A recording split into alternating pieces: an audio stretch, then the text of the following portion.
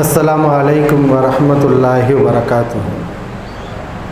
इन्नल हम्दुलिल्लाह नहमदुहु व नस्तईनुहु व नस्तगफिरुहु व नऊज़ु बिल्लाहि मिन शुरूरि अनफुसिना व मिन सय्यिआति अअमालिना।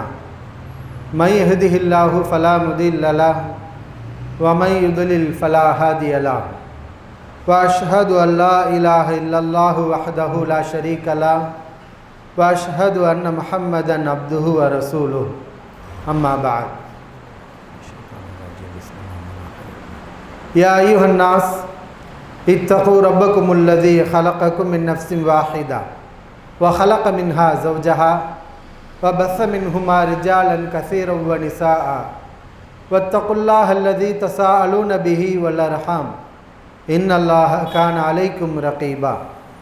या अय्युहल्लज़ीना आमनुत्तक़ुल्लाह हक़्क़ तुक़ातिह वला तमूतुन्ना इल्ला व अंतुम मुस्लिमून।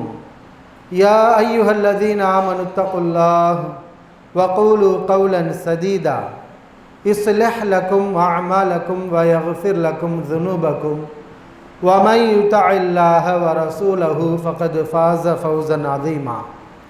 பேரன்பிற்கும் பெருமதிப்பிற்கும் உரிய எல்லாம் வல்ல அல்லாஹு ஜல்ல ஷானஹு தஆலாவின் நல்லடியார்களே, வல்ல ரஹ்மானின் வற்றா பெருங்கருணை கிருபை நம்முடைய தூதர் முஹம்மது நபி ஸல்லல்லாஹு அலைஹி வஸல்லம் அவர்கள் மீதும் அவர்களுடைய குடும்பத்தார்கள் தோழர்கள் மற்றும் அல்லாஹ்வை நம்பிக்கை கொண்ட அனைவரின் மீதும் அல்லாஹ்வுடைய அருளும் கிருபையும் என்றென்றும் நின்று நிலவட்டுமாக.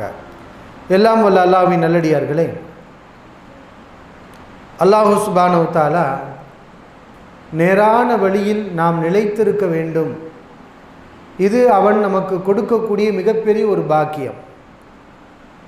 இதற்கு அல்லாஹ் ரப்புல் ஆலமீன் கிருபை செய்தால் மட்டும்தான் நாம் சரியான பாதையில் நிலைத்திருக்க முடியும். எனவே தான் இந்த பாக்கியத்தை அதிகமாக நாம் கேட்கின்றோம். ஒவ்வொரு தொழுகையிலும் கேட்குமாறு அல்லாஹ் சுப்ஹானஹு வ தஆலா நமக்கு வலியுறுத்தி இருக்கின்றார். சூரத்துல் ஃபாத்தியாவில் அல்லாஹ்விடத்தில் இந்த விஷயத்தை கேட்கின்றோம்.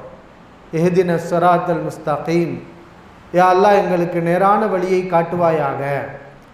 நேரான வழியை காட்டுவாயாக என்றால் நாம் இதற்கு முன்னால் நேரான வழியை அறியாமல் இருந்து அதற்கு பிறகு அல்லாஹ் நமக்கு நேரான வழியை அறிவித்து கொடுத்து அந்த வழியை பின்பற்றுவதும் அதில் அடங்கும். நேர்வழிக்கு வந்த பிறகு நிறைய பேர் தடமாறி போகிறாங்கல்ல. எத்தனையோ பேர் இஸ்லாத்துக்கு வந்த பிறகு ஈமானை ஏற்றுக்கொண்ட பிறகு ஈமானிலிருந்து தடமாறி செல்கிறார்கள். இப்போ அப்படிப்பட்ட ஒரு வழிகேட்டுக்கும் நாம் செல்லாமல் நேர்வழியில் நிலைத்திருக்க வேண்டும். நீ எதை நேர்வழி என்று எங்களுக்கு கற்றுக் கொடுத்தாயோ அதே நேர்வழியில் தொடர்ந்து நாங்கள் நீடிக்க வேண்டும். எங்களை நீடிக்கவை. உன்னுடைய தூதர் முஹம்மது நபி ஸல்லல்லாஹு அலைஹி வஸல்லம் அவர்கள் எதை நேர்வழி என்று எங்களுக்கு சொல்லிக் கொடுத்தார்களோ அந்த நேர்வழியை ஏற்றுக்கொண்ட பிறகு அதிலிருந்து நாங்கள் தடமாறிவிடக்கூடாது. ஆக இந்த இரண்டு அர்த்தங்களையும் உள்ளடக்கிய வார்த்தை தான் இஹ்தின ஸிராத்தல் முஸ்தகீம், எங்களுக்கு நேரான வழியை யா அல்லாஹ் காட்டுவாயாக. அல் குர்ஆனில் அல்லாஹ் சுப்ஹானஹு வ தஆலா இதுவும் நேர்வழியின் முக்கியமான ஒரு விஷயம் என்பதாக அல் குர்ஆனில் சொல்லி காட்டுறான். ரப்பனா லா துஸிக் குலூபனா பஅத இத் ஹதைத்தனா வஹப் லனா மின் லதுன்க ரஹ்மா இன்னக அன்தல் வஹாப். நல்லோர்களுடைய பிரார்த்தனைகளில் இதுவும் ஒரு பிரார்த்தனை. எங்கள் இரட்சகனே, எங்களுக்கு நீ நேரான வழியை காட்டிய பிறகு அதிலிருந்து எங்களை நீ தடம்புரளச் செய்து விடாதே. சில மனிதர்கள் அப்படி தடம்புரண்டு இருக்கிறாங்க. முஹம்மது நபி ஸல்லல்லாஹு அலைஹி வஸல்லம் காலத்திலையும் சில பேர் இஸ்லாத்தை ஏற்றுக்கொண்டார்கள், அதற்கு பிறகு தடமாறி போனார்கள்.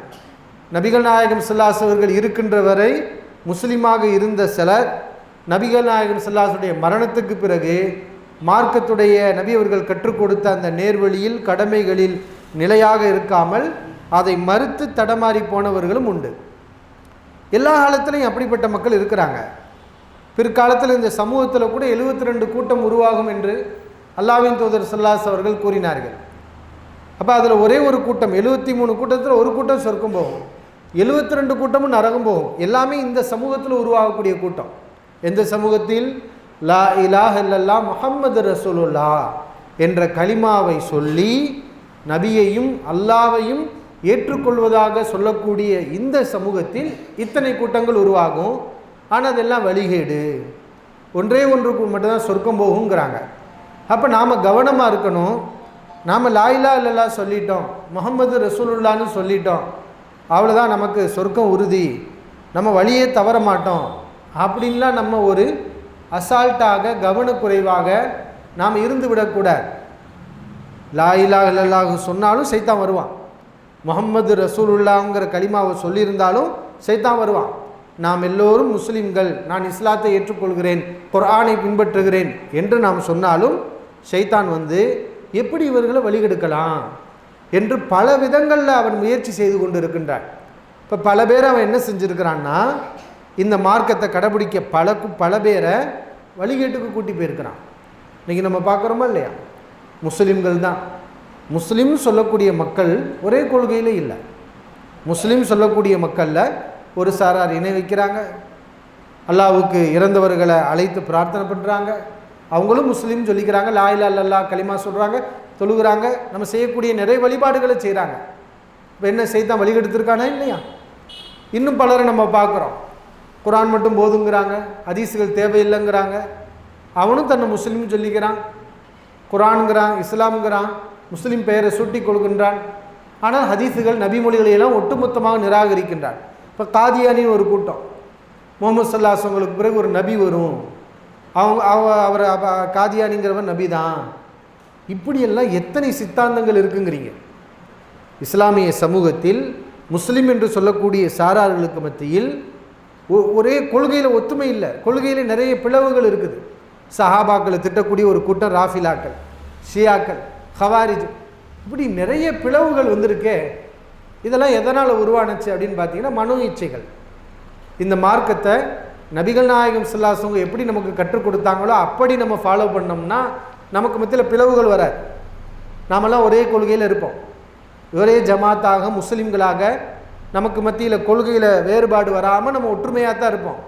அப்போ என்னைக்கு நம்ம அறிவையும் மனோ இச்சையையும் பின்பற்றி மார்க்கத்துடைய போதனைகளை எல்லாம் புறந்தள்ள ஆரம்பிக்கிறோமோ அன்னைக்கு நிறைய குழப்பங்கள் உருவாகும், நிறைய வேறுபாடுகள் உருவாகும், நிறைய சித்தாந்தங்களும் உருவாகும். ஏன்னா மனோ இச்சைகளுக்கு வழி நிறைய இருக்குது. நிறைய மனோ இச்சைகளுக்கு ஒரு குறிப்பிட்ட வரையறை கிடையாது. இவ்வளவு தான் வரையறுத்து சொல்ல முடியுமா? மனோ இச்சைகள் 10 தான் இருக்குது, 15 தான் இருக்குன்னு சொல்ல முடியுமா? அது சைத்தான் போடக்கூடிய வழி. சைத்தானுடைய வழி கயிறு வலை எத்தனை, 1 2? அது ஆயிரக்கணக்கில் இருக்குது. ஒவ்வொருத்தவனுக்கும் ஒவ்வொரு சித்தாந்தத்தை, ஒவ்வொரு சிந்தனையை ஏற்படுத்துவான். அப்போ ஒருத்தன் ஒரு மாதிரி சிந்திப்பான், இன்னொருத்தன் ஒரு மாதிரி சிந்திப்பான், இன்னொருத்தன் ஒரு சித்தாந்தத்தை உருவாக்குவான். எல்லாமே குர்ஆனிஸுக்கு மாற்றமாக இருக்கும், எல்லாமே குர்ஆனுக்கும் நபிமொழிகளுக்கும் மாற்றமான சித்தாந்தங்களாக இருக்கும். இப்போ அந்த சித்தாந்தங்கள் உருவாகும் போது என்ன நடக்கும்? அறிவில்லாத மக்கள் அந்த சித்தாந்தத்தை ஏற்று அதுக்கு பின்னாடி போவாங்க. கொஞ்சம் மார்க்க தெளிவுள்ளவர்கள் இது குர்ஆனுக்கு மாற்றோம், இது ஹதீஸுக்கு மாற்றோம், இது நமக்கு மார்க்கத்தை பாதுகாத்து கொடுத்த நல்லறிஞர்களுடைய வழி கிடையாது, அப்போ இது வழிகேடுன்னு சொல்லி தங்களுடைய தீனையும் மார்க்கத்தையும் ஈமானையும் அகைதாவையும் பாதுகாத்து கொள்வார்கள். அப்போ இப்படித்தான் சமூகத்தில் பிளவுகளும் குழப்பங்களும் வழிகேடுகளும் நாளுக்கு நாள் உருவாகிக்கிட்டே இருக்குது. இப்போ நபி அவர்கள் 72 சொன்னாங்கன்னா 72 மட்டும் ஃபைனல் கிடையாது, அது அதை விட அதிகமாக இன்னும் போய்கிட்டே தான் இருக்கும். வழிகேடுகளுக்கு முடிவில்லை, அது இன்ஃபினிட்டிவ். அது 72 தாண்டி போய்கிட்டே தான் இருக்கும். அப்போ ஏன்னா வழிகேடுகளுடைய வழி நிறைய இருக்குது. ஷைத்தான் மக்களை வழிகெடுக்கிறதுக்கு அவன் ஏற்படுத்தக்கூடிய சிந்தனைகள் ஒன்றல்ல இரண்டல்ல. ஒரு சாராரிடத்தில் ஒரு சித்தாந்தத்தை ஏற்படுத்தி வழிகெடுத்தான் என்றால் இன்னொரு சாராரிடத்தில் இன்னொரு சித்தாந்தத்தை ஏற்படுத்தி அவர்களை வழிகெடுப்பான். இப்படித்தான் இன்றைக்கு இஸ்லாமிய சமூகத்தில் இருக்கக்கூடிய இந்த உம்மத்தை பல சித்தாந்தங்களாக பிரிச்சிருக்கிறான். அப்போ நம்ம அல்லாஹ்ட்ட துவா செஞ்சுக்கிறணும், இந்த மாதிரியான ஒரு வழிகேட்டுக்கு நம்ம போயிடக்கூடாது. துவா செய்கிறோம்னா என்ன அர்த்தம்? நாம் கவனமாக இருக்கணும், எச்சரிக்கையாக இருக்கணும். ஏன்னா நம்ம வாழக்கூடிய காலத்திலேயே அழைப்புகள் விடப்படும். புதிய புதிய சித்தாந்தங்களை சொல்லக்கூடிய அழைப்பாளர்கள் உருவாகி அந்த கொள்கையின் பக்கம் குர்ஆனுக்கும் நபிமொழிகளுக்கும் மாற்றமாக இருக்கக்கூடிய அந்த கொள்கைகளுக்கும் கருத்துகளின்பால் நம்மை அழைப்பார்கள். இப்போ அவர்கள் விஷயத்தில் நம்ம கவனமாக இருக்கணும். நாம் மார்க் அறிவு நமக்கு இருந்துச்சுன்னு சொன்னால் நம்ம அடையாளம் கண்டுருவோம், இது குர்ஆனுக்கு மாற்றம், இது நேராக ஹதீஸுக்கு மாற்றமாக இருக்குது, இது இவங்க அறிவையும் மனோ இச்சையும் தான் ஃபாலோ பண்ணுறாங்க, இவங்களுடைய கருத்துக்களை புறந்தள்ளிடணும். அவர் எவ்வளோ பெரிய பேச்சாளராக இருந்தாலும் சரி, கவர்ச்சியான நட்சத்திர பேச்சாளராக இருந்தாலும் சரி, அவருடைய மேடைகளில் ஆயிரக்கணக்கான மக்கள் கூட்டம் குழும்பினாலும் சரி, மார்க்க அறிவும் உறுதியான ஈமானும் நமக்கு இருந்தால் அப்படிப்பட்டவர்கள் வழிகேடர்கள், இவங்க ஆபத்தானவங்க, இவங்க மார்க்கத்துக்கு விரோதமான சித்தாந்தத்தை சொல்கிறாங்க, இவங்களுடைய பேச்சுக்களை நம்ம கேட்கக்கூடாதுன்னு சொல்லி நாம் நம்மையும் நம்முடைய தீனையும் பாதுகாத்து கொள்ளணும். இப்போ இந்த மாதிரி சித்தாந்தங்கள் நிறைய இருக்குது. இன்றைக்கி சமீபத்தில் குர்ஆன் ஹதீஸை பேசக்கூடிய பல்வேறு விஷயங்களில் நமக்கு நெருக்கமாக இருக்கக்கூடிய ஒரு சாராரை பற்றி தான், அவங்க ஏற்படுத்தக்கூடிய குழப்பத்தை பற்றி நம்ம அறிந்து கொள்ள இருக்கிறோம். இந்த சபையில் ஒரு சாரார் இருக்கிறாங்க, தௌஹீதுன்னு சொல்கிறாங்க, குர்ஆன் ஹதீஸ்ன்னு சொல்கிறாங்க, பிதத்தை எதிர்க்கிறாங்க, ஷிர்க்கை எதிர்க்கிறாங்க. இதெல்லாம் நம்ம ஒத்துமையாக தானே இருக்கிறோம். லா இலாஹா இல்லல்லாஹ் முஹம்மது ரசூலுல்லாஹ்ங்கிற கலிமாவை தாண்டி ஷிர்க்கை எதிர்ப்பது, பிதத்துகளை நிராகரிப்பது, மார்க்கத்தில் உள்ள புதுமைகளை கண்டித்து பேசுவது, மார்க்கத்தை அழகான முறையில் எடுத்து சொல்வது, இப்படி எத்தனையோ விஷயங்களில் இந்த சாராருக்கு நமக்கு மத்தியில் ஒத்துமை இருக்குது. ஆனால் இப்படிப்பட்ட சாரார் தான் இன்றைக்கி டேஞ்சரான ஒரு விஷயத்தை பேசுகிறாங்க. நமக்கு இவங்க தான் ரொம்ப ஆபத்தானவங்க. ஏன்னா ஒரு ஆபத்தான ஒரு கருத்தை, வழிகேடான கருத்தை இணை வைப்பில் உள்ளவர்கள் சொல்லிவிட்டால் நம்ம ஈஸியாக அடையாளம் கண்டுருவோம். இவங்களாம் இணை வைப்பில் இருக்கிறாங்க, அவங்க அப்படி தான் பேசுவாங்கன்னு சொல்லி. ஆனால் இணை வைப்பை எதிர்க்கக்கூடிய, பல்வேறு நற்காரியங்களை நம்மை போன்று செய்யக்கூடிய, நம்மை போன்று சுன்னாவை நபிமொழியை பல விஷயங்களில் கடைபிடிக்கக்கூடியவர்கள் ஒரு குழப்பத்தை செஞ்சிடறாங்க, பாரதூரமான குழப்பத்தை பண்ணிடுறாங்க. அப்போ நிறைய மக்கள் என்ன செய்கிறாங்கன்னா, தெளிவில்லாமல் இவங்களும் நம்மளை போல தானே அப்படின்னு சொல்லி அவங்க சொல்கிறது இதுவும் உண்மையாக இருக்கும், அவங்க சொல்கிற 1000 கருத்து சரியாக இருக்குது, ஆனால் 2 குழப்பத்தை செஞ்சிடுறாங்க. இந்த 2 குழப்பத்தை சாதாரண பாமர மக்கள் என்ன பண்ணுறாங்க, இவங்க 1000 விஷயத்தில் நம்மளோட ஒத்துமையாக தானே இருக்கிறாங்க, அதனால் இதுவும் சரியாக தான் இருக்குன்னு சொல்லி அந்த வழிகேடான கருத்தை அங்கீகரிக்கக்கூடிய ஒரு நிலை இருக்குது. அப்போ இப்படிப்பட்டவர்கள் விஷயத்தில் நம்ம ஒரு எச்சரிக்கையோடு இருக்கணும், அவர்களை இந்த சமூகத்துக்கு அடையாளப்படுத்தி காட்டணும். அப்படிப்பட்ட ஒரு கருத்து தான் சமீபத்தில் இன்றைக்கு ஒருவர் பேசியிருக்கிறார். பக்கீர் முகமது அல்தாஃபி என்ற ஒரு இஸ்லாமிய பேச்சாளர். அவர் சமீபத்தில் பேசிய ஒரு காணொளியை பார்க்க நேரிட்டது. அந்த காணொளியில் அவர் கண்ணீர் குறித்து பேசுகிறார். கண்ணீர் இருக்கா இல்லையா அப்படின்னு அவர்கிட்ட கேள்வி கேட்கப்படுது. அதுக்கு அவர் பதில் சொல்கிறார். என்ன பதில் சொல்கிறாரு? கண்ணீர் இருக்குங்கிற கருத்தில் நம்பகமானவர்கள் என்று சொல்லப்படுகின்ற நபர்கள் வழியாக பல ஹதீஸுகள் வந்திருக்கிறது. ஆனாலும் அந்த ஹதீஸுகளை எல்லாம் ஏற்றுக்கொள்ள முடியாது. கண்ணீர் இருக்குங்கிற கருத்தில் நிறைய ஹதீஸுகள் நம்பகமானவர்கள் வழியாக வருது. அது நம்பகமானவர்கள் வழி என்று சொல்லப்பட்டாலும் அதை ஏற்றுக்கொள்ள முடியாது. அது கூட அவர் எப்படி வார்த்தையை பயன்படுத்துகிறார்னா, நம்பகமானவர்கள் வழியாக வருது ஆனால் ஏற்றுக்கொள்ள முடியாதுன்னு அவர் சொல்லலை. நம்பகமானவர்கள் என்று சொல்லப்பட்டாலும் ஏற்றுக்கொள்ள முடியாது. இப்போ அங்கேயே ஒரு இக்கு வைக்கிறார். நம்பகமானவர்கள் என்று சொல்லப்பட்டாலும் அப்படின்னா அது நம்பகமானவர்னு சொல்லப்படுது அப்படின்னா என்ன அர்த்தம்? சொல்லப்படுது, அது உண்மையாக பொய்யான்னு தெரியாது. அப்போ இவங்களுடைய மார்க் அறிவு எந்த அளவுக்கு இருக்குன்னு பாருங்கள். உண்மையிலே இவர்கள் மார்க் அறிவுள்ளவர்களாக ஒரு ஆய்வாளர்களாக இருந்தால் ஏன் அதை உங்களால் ஊர்ஜிதப்படுத்த முடியலை? ஏன் இந்த மாதிரி ஒரு சந்தேகத்துக்குரிய வார்த்தையை இக்கு வச்சு ஏன் பேசுகிறீங்க? நம்பகமானவர்கள் என்று சொல்லப்பட்டாலும் ஏற்றுக்கொள்ள முடியாது. அது நம்பகமானவர்கள் இல்லையா நீங்கள் ஆராய்ச்சி பண்ணுங்கள். நீங்கள் ஒரு மார்க் அறிஞர் தானே உங்களை சொல்லிக்கிறீங்க. மக்களுக்கு ஃபத்வா கொடுக்குறீங்களா இல்லையா? எத்தனையோ வழிகாட்டல்களை சொல்கிறீங்களா இல்லையா? ஒரு ஹதீஸை எடுத்து அந்த ஹதீஸை அறிவிப்பார் இவர் இருக்கிறாரு, இந்த கண்ணீர் தொடர்பான ஹதீஸ்களில் இத்தனை அறிவிப்பாளர் வர்றாங்க, இவங்களாம் நம்பகமானவர்னு சொல்லப்படுது, ஆனால் உண்மையில் நம்பகமானவர் இல்லையாங்கிறத நீங்கள் ஆராய்ச்சி பண்ணி சொல்லுங்கள். உங்களால் பண்ண முடியுமா முடியாதா? ஒரு அறிவிப்பாளர் நம்பகமானவரா இல்லையாங்கிறத ஒரு அறிஞரால் ஊர்ஜிதப்படுத்த முடியுமா முடியாதா? சாதாரண மக்களால் முடியாது, ஏன்னா உங்களுக்கு அறிவில்லை. ஆனால் நீங்கள் மார்க்க ஃபத்வா கொடுக்குறீங்க இல்லையா? நீங்கள் எந்த அளவுக்கு பக்குவப்பட்டுட்டீங்க? ஹதீஸை நிராகரிக்கிற அளவுக்கு, எவ்வளவு ஹதீஸுகள் இருந்தாலும் ஏற்றுக்கிற மாட்டோங்கிற அளவுக்கு நீங்கள் ஒரு முதிர்ச்சி அடைஞ்சு வர மாதிரி பேசுகிறீங்க. அப்படிப்பட்ட ஒரு நிலையில் இருக்கக்கூடியவங்களாக இருந்தால் ஹதீஸை அறிவிக்கக்கூடிய நம்பகமானவங்களா இல்லையா அதை ஊர்ஜிதப்படுத்த முடியாது உங்களால். அப்போ அந்த ஆய்வுக்கு போக தயார் இல்லை. ஒரு ஆய்வு செஞ்சுட்டு ஆமாம் சொல்லப்பட்ட அறிவிப்பாளெல்லாம் நம்பகமானவங்க தான் அப்படின்னு அதை அந்த ஆய்வுக்கே உங்கள் போக தயார் இல்லை. இதுதான் உங்களுடைய நிலைமை. அப்போ அவர் என்ன சொல்கிறாருன்னா, நம்பகமானவர்கள் வழியாக வந்திருந்தாலும் இந்த ஹதீஸை ஏற்றுக்கொள்ள முடியாது அப்படின்னு சொல்கிறார். என்ன காரணம்? அது அறிவுக்கு மாற்றம். ஒரு ஹதீஸ் கண்ணேறி இருக்குங்கிறது அதுக்கு எந்த அறிவோட சம்மந்தம் இல்லை, அதுக்கு எந்த ஒரு அனுபவம் இல்லை, நிதர்சனமான உண்மைக்கு மாற்றமாக இருக்குது. அப்போ அறிவும் இல்லை, எந்த ஒரு சூழலும் இல்லை, அனுபவம் இல்லை, ஒன்றுமே இல்லை, நம்புன்னு சொன்னால் எப்படி நம்புறது அப்படின்னு கேட்குறாரு. இப்போ நம்ம என்ன கேட்குறோம்னா, கண்ணேறு இருக்குன்னு சொல்லி நாம் நம்புகிறோம். குர்ஆன் சுன்னாவை நம்பக்கூடிய சாரார் கண்ணேறு என்பதில் பாதிப்பு இருக்கிறது, கண்ணேறு எத்தனையோ மூட நம்பிக்கைகள் இருக்கிறது, ஆனால் கண்ணேறு விஷயமாக மார்க்கம் அதில் ஒரு மறைமுக பாதிப்பு இருக்கிறதுன்னு சொல்லியிருக்கு. அது உண்மை, நம்ம நம்புகிறோம். நாம் நம்பக்கூடிய நாம் குருட்டுத்தனமாக நம்புகிறோமா? இவர் சொல்கிறார் இல்லையா, எந்த அறிவும் இல்லை, எந்த அனுபவம் இல்லை, ஒரு அறிவும் இல்லாமல் அனுபவம் இல்லாமல் குருட்டுத்தனமாகத்தான் மக்கள் நம்பிக்கிட்டு இருக்கிறாங்களா? நாங்களாம் நம்பிக்கிட்டு இருக்கிறோமா? இப்போ அறிவு இல்லைங்கிறாரே, எது அறிவு? உங்கள் பார்வையில் எது அறிவு? வாயடிக்கிறதுக்கு பேர் அறிவா? அறிவுனா எது? ஒரு மூமினுடைய பார்வையில் எது அறிவு? இல்முனா இல்முங்கிறோமா இல்லையா? இல்முலே உயர்ந்த இல்மு எது? குர்ஆன். அடுத்தது என்ன? ஹதீஸுகள், நபிமொழிகள். இதுதானே அறிவு. அப்போ கண்ணேறு இருக்கா இல்லையான்னா நீங்கள் என்ன செஞ்சுருக்கணும்? ஹதீஸுகளில் நபிமொழிகளில் தேடி பார்த்துருக்கணும் அது சம்மந்தமாக என்ன இருக்குன்னு சொல்லி. சரி, கண்ணேறு இருக்குன்னு வரக்கூடிய ஹதீஸுகள்லாம் போய் கண்ணேறு இல்லைங்கிற கருத்தை சொல்கிறாரே இந்த சகோதரர் பக்கீர் முகமது அல்தாஃபி அவர்கள், இல்லை என்பதற்கு அவர் ஏதாவது அறிவை காட்டினாரா? ஒரு அறிவும் இல்லை. அவர் எந்த விதமான அறிவுபூர்வமான ஆதாரத்தையும் காட்டலை. அறிவுங்கிறது குர்ஆனை காட்டியிருக்கணும். குர்ஆனில் பாருங்கள், கண்ணேறு இல்லைன்னு வருது. ஒரு ஆயத்தை, இந்த ஃபத்வாவை கொடுத்த அவர் அந்த காணொலியில் ஒரு வசனத்தை கூட மேற்கோள் காட்டலைங்க. கண்ணேறு இல்லை பாருங்கள், குர்ஆனில் இப்படி இருக்கிறது, ஒரு வசனம் கூட இல்லை. ஏன் இல்லை அப்படி? இந்த விஷயத்தில் நம்பிக்கை அரபுகள்கிட்ட ஆரம்பத்திலிருந்து இருக்குது.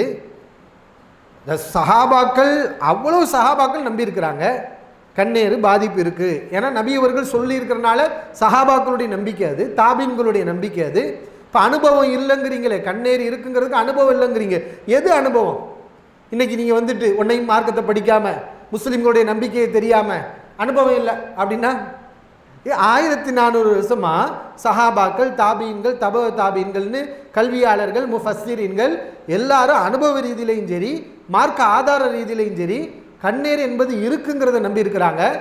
இப்போ இவர் அனுபவம் இல்லைங்கிறார். அப்போ உங்களுக்கு அனுபவம் இல்லைன்னு சொல்லுங்கள், உங்களுக்கு அறிவு இல்லைன்னு சொல்லுங்கள். கண்ணேறு விஷயத்தில் நம்பக்கூடிய மக்களிடத்தில் எந்த அறிவும் இல்லை, ஆதாரமும் இல்லை என்றால், இப்போ ஆதாரம் என்பது குர்ஆன் ஹதீஸ் தான். நீங்கள் என்ன ஆதாரத்தை காட்டினீங்க?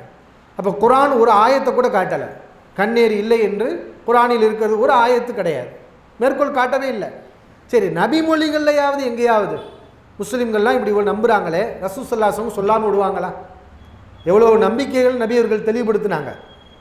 சொன்னாங்களா இல்லையா? சகுனம் பார்க்கறது இணை வைப்பு, குறி பார்க்கறது தொழுகை ஏற்றுக்கொள்ளப்படாது, மறைவான ஞானம் இருக்குன்னு சொல்லி குறி பார்க்குறவன்ட்ட போய் ஒருத்தன் கேட்டு அதை உண்மைப்படுத்தினான்னா அவன் மார்க்கம் போயிடும், அவன் தொழுகை ஏற்றுக்கொள்ளப்படாது.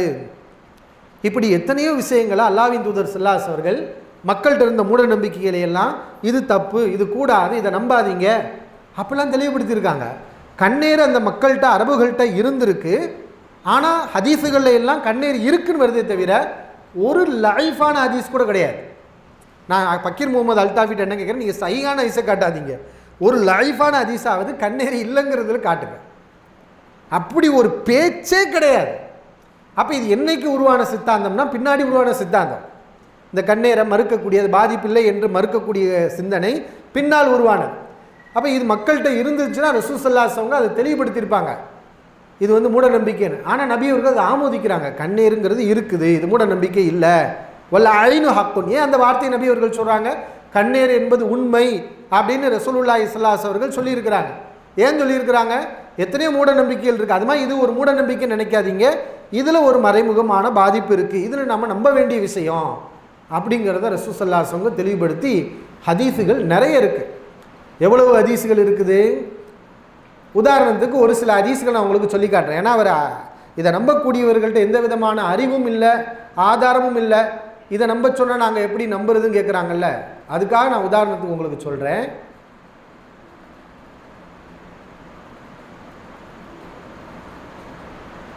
குர்ஆனில் இருக்குதுங்க. குர்ஆனில் அல்லாஹ் சுப்ஹானஹு வ தஆலா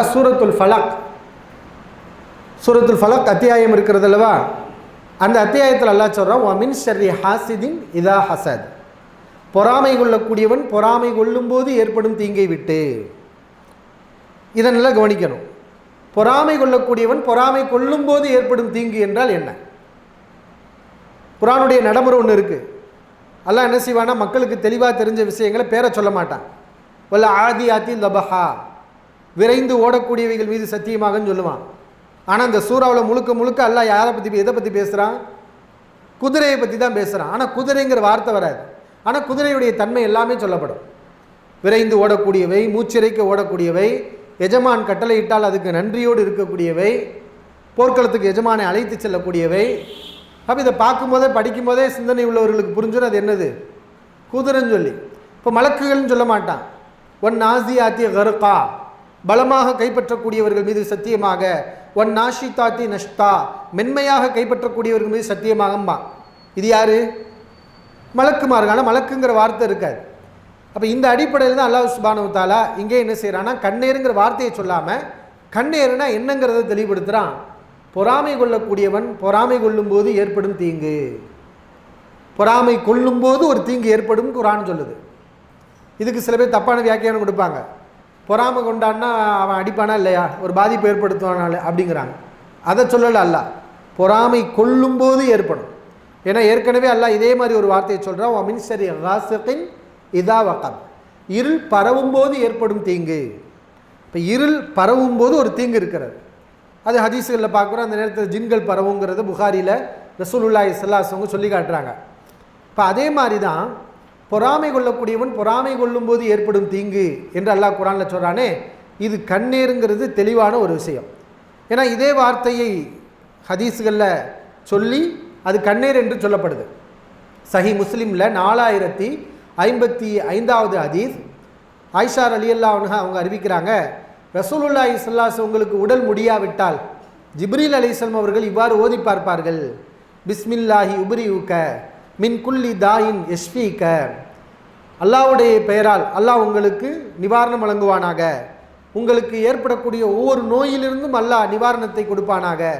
வமின் ஷர்ரி ஹாசிதின் இதா ஹசத், பொறாமை கொள்ளக்கூடியவன் பொறாமை கொள்ளும் போது ஏற்படும் தீங்கை விட்டும் அல்லாஹ் உங்களுக்கு நிவாரணம் கொடுப்பானாக. அப்போ இந்த வார்த்தை குர்ஆனில் இருக்கக்கூடிய இதே வார்த்தையை ஜிப்ரீல் அலைஹிஸ்ஸலாம் அவர்கள் நபி அவர்களுக்கு இதை சொல்லி ஓதி பார்க்குறாங்க. அதை சொல்லிட்டு அடுத்து அந்த பொறாமை கொள்ளக்கூடியவன் பொறாமை கொள்ளும் போதும் ஏற்படும் தீங்கு என்றால் என்ன, அதை தெளிவாக ஜிப்ரீல் அலைஹிஸ்ஸலாம் அவர்கள் குறிப்பிடுகிறார்கள்.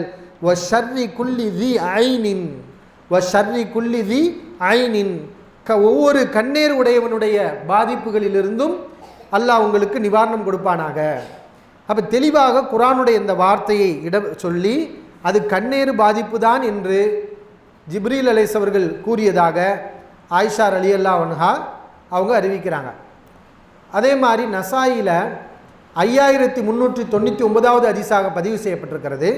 அபூ ஸஈத் அல் குத்ரி ரலியல்லாஹு அன்ஹு அவங்க அறிவிக்கிறாங்க, அல்லாஹ்வின் தூதர் ஸல்லல்லாஹு அலைஹி அவர்கள் ஜின்களுடைய கண்ணேரிலிருந்தும் மனிதர்களுடைய கண்ணேரிலிருந்தும் பாதுகாப்பு தேடி வந்தார்கள்.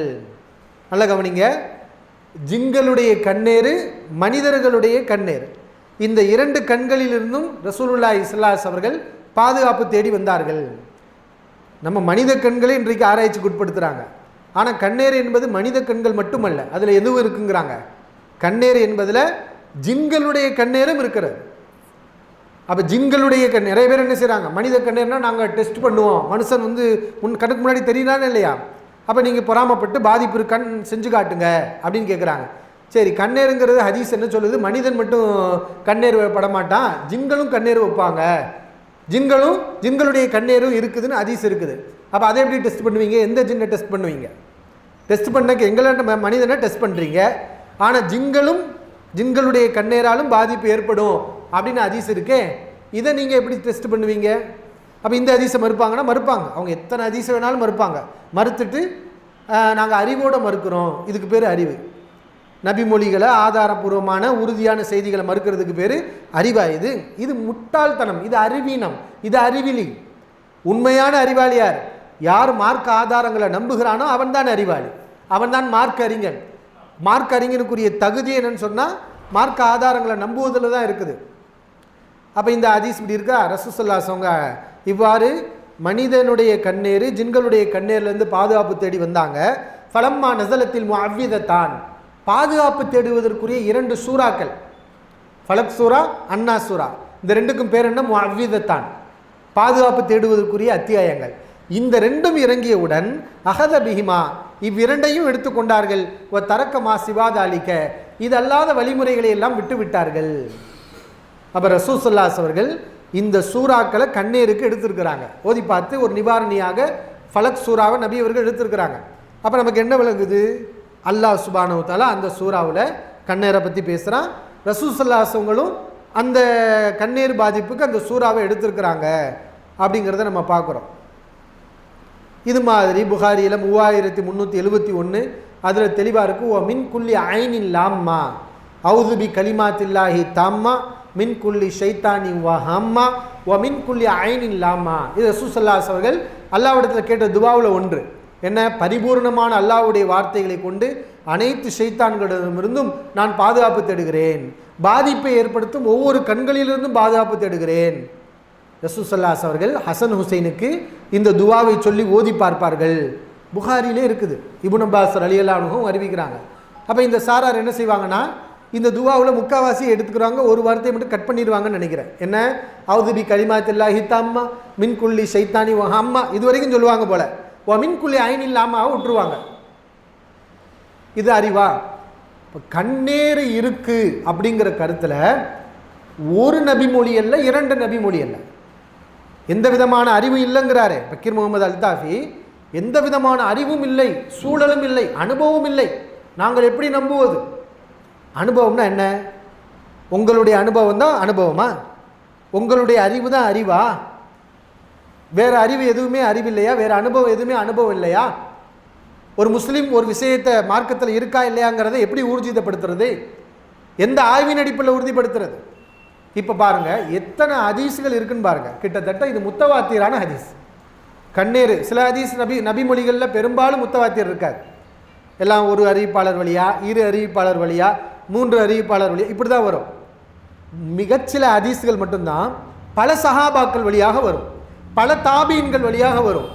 அதனுடைய வழிகள் எல்லாம் பார்த்தீங்கன்னா 100 கணக்கில் பறந்து விரிந்து இருக்கும். அப்படிப்பட்ட ஹதீஸ்கள் மிக குறைவான ஹதீஸ்கள். அந்த குறைவான ஹதீஸ்களில் ஒரு ஹதீஸ் தான் இது, கண்ணீர் இருக்குன்னு வரக்கூடிய ஹதீஸ். இது முத்தவாத்தியருல் மாணவிம்பாங்க. அதாவது முத்தவாத்தியருல் மாணவி, கருத்து ரீதியில் பல வழிகளில் வந்த செய்தி, எல்லாமே ஆதாரபூர்வமான நபிமொழி. இப்போ இதெல்லாம் ரொம்ப உறுதியிலும் மிக உறுதியான ஹதீஸ். கிட்டத்தட்ட ஹதீஸ்களிலே மிக உறுதியான ஹதீஸ் எதுன்னு பார்த்தீங்கன்னா முத்தவாத்தியரான ஹதீஸை தான் சொல்லுவாங்க. அது ஹதீஸ் கலையில் படித்தவங்களுக்கு தெரியும். ஏன்னா இதுக்கு சாட்சி 1 அல்ல 2 அல்ல, சாட்சிகள் ஏராளமாக இருக்குது. இப்போ சாட்சிகளை நிராகரிக்கக்கூடியவன் யாராக இருப்பான்? இந்த தீனே சாட்சிகளை வச்சு தான் இருக்குது. சாட்சிகளை இது நீங்கள் கண்ணீர் ஹதீஸ் பொய்ன்னு சொன்னால் சாட்சிகளை நிராகரிக்கிறீங்க. எந்த சாட்சிகளை? சஹாபாக்கள் என்ற சாட்சிகளை நிராகரிக்கிறீங்க, தாபிஈன்கள் என்ற சாட்சிகளை நிராகரிக்கிறீங்க, தபா தாபீன்கள் என்ற சாட்சியை நிராகரிக்கிறீங்க. இந்த தீனை பாதுகாத்து கொடுத்து அவ்வளவு சாட்சிகள் நிராகரிச்சுட்டு அப்போ தீனே இல்லாமல் போயிடும். தீனே சாட்சிகளில் தானே இருக்குது. இப்போ குர்ஆன் பாதுகாக்கப்பட்டிருக்கு. எப்படி பாதுகாக்கப்பட்டிருக்கு? சாட்சிகளை வச்சு தான் பாதுகாக்கப்பட்டிருக்கு. ஹதீஸுகள் பாதுகாக்கப்பட்டிருக்கு. எதை வச்சு பாதுகாக்கப்பட்டிருக்கு? சாட்சிகளை வச்சு தான் பாதுகாக்கப்பட்டிருக்கு. அப்போ அவ்வளவு சாட்சிகளையும் நிராகரிக்கிறத நம்ம பார்க்குறோம். இப்போ உறுதியிலும் உறுதியான ஹதீஸ். இதை விட அறிவு வேறு என்ன வேணும்? கண்ணேறு இருக்குதா இல்லையா? இருக்குது.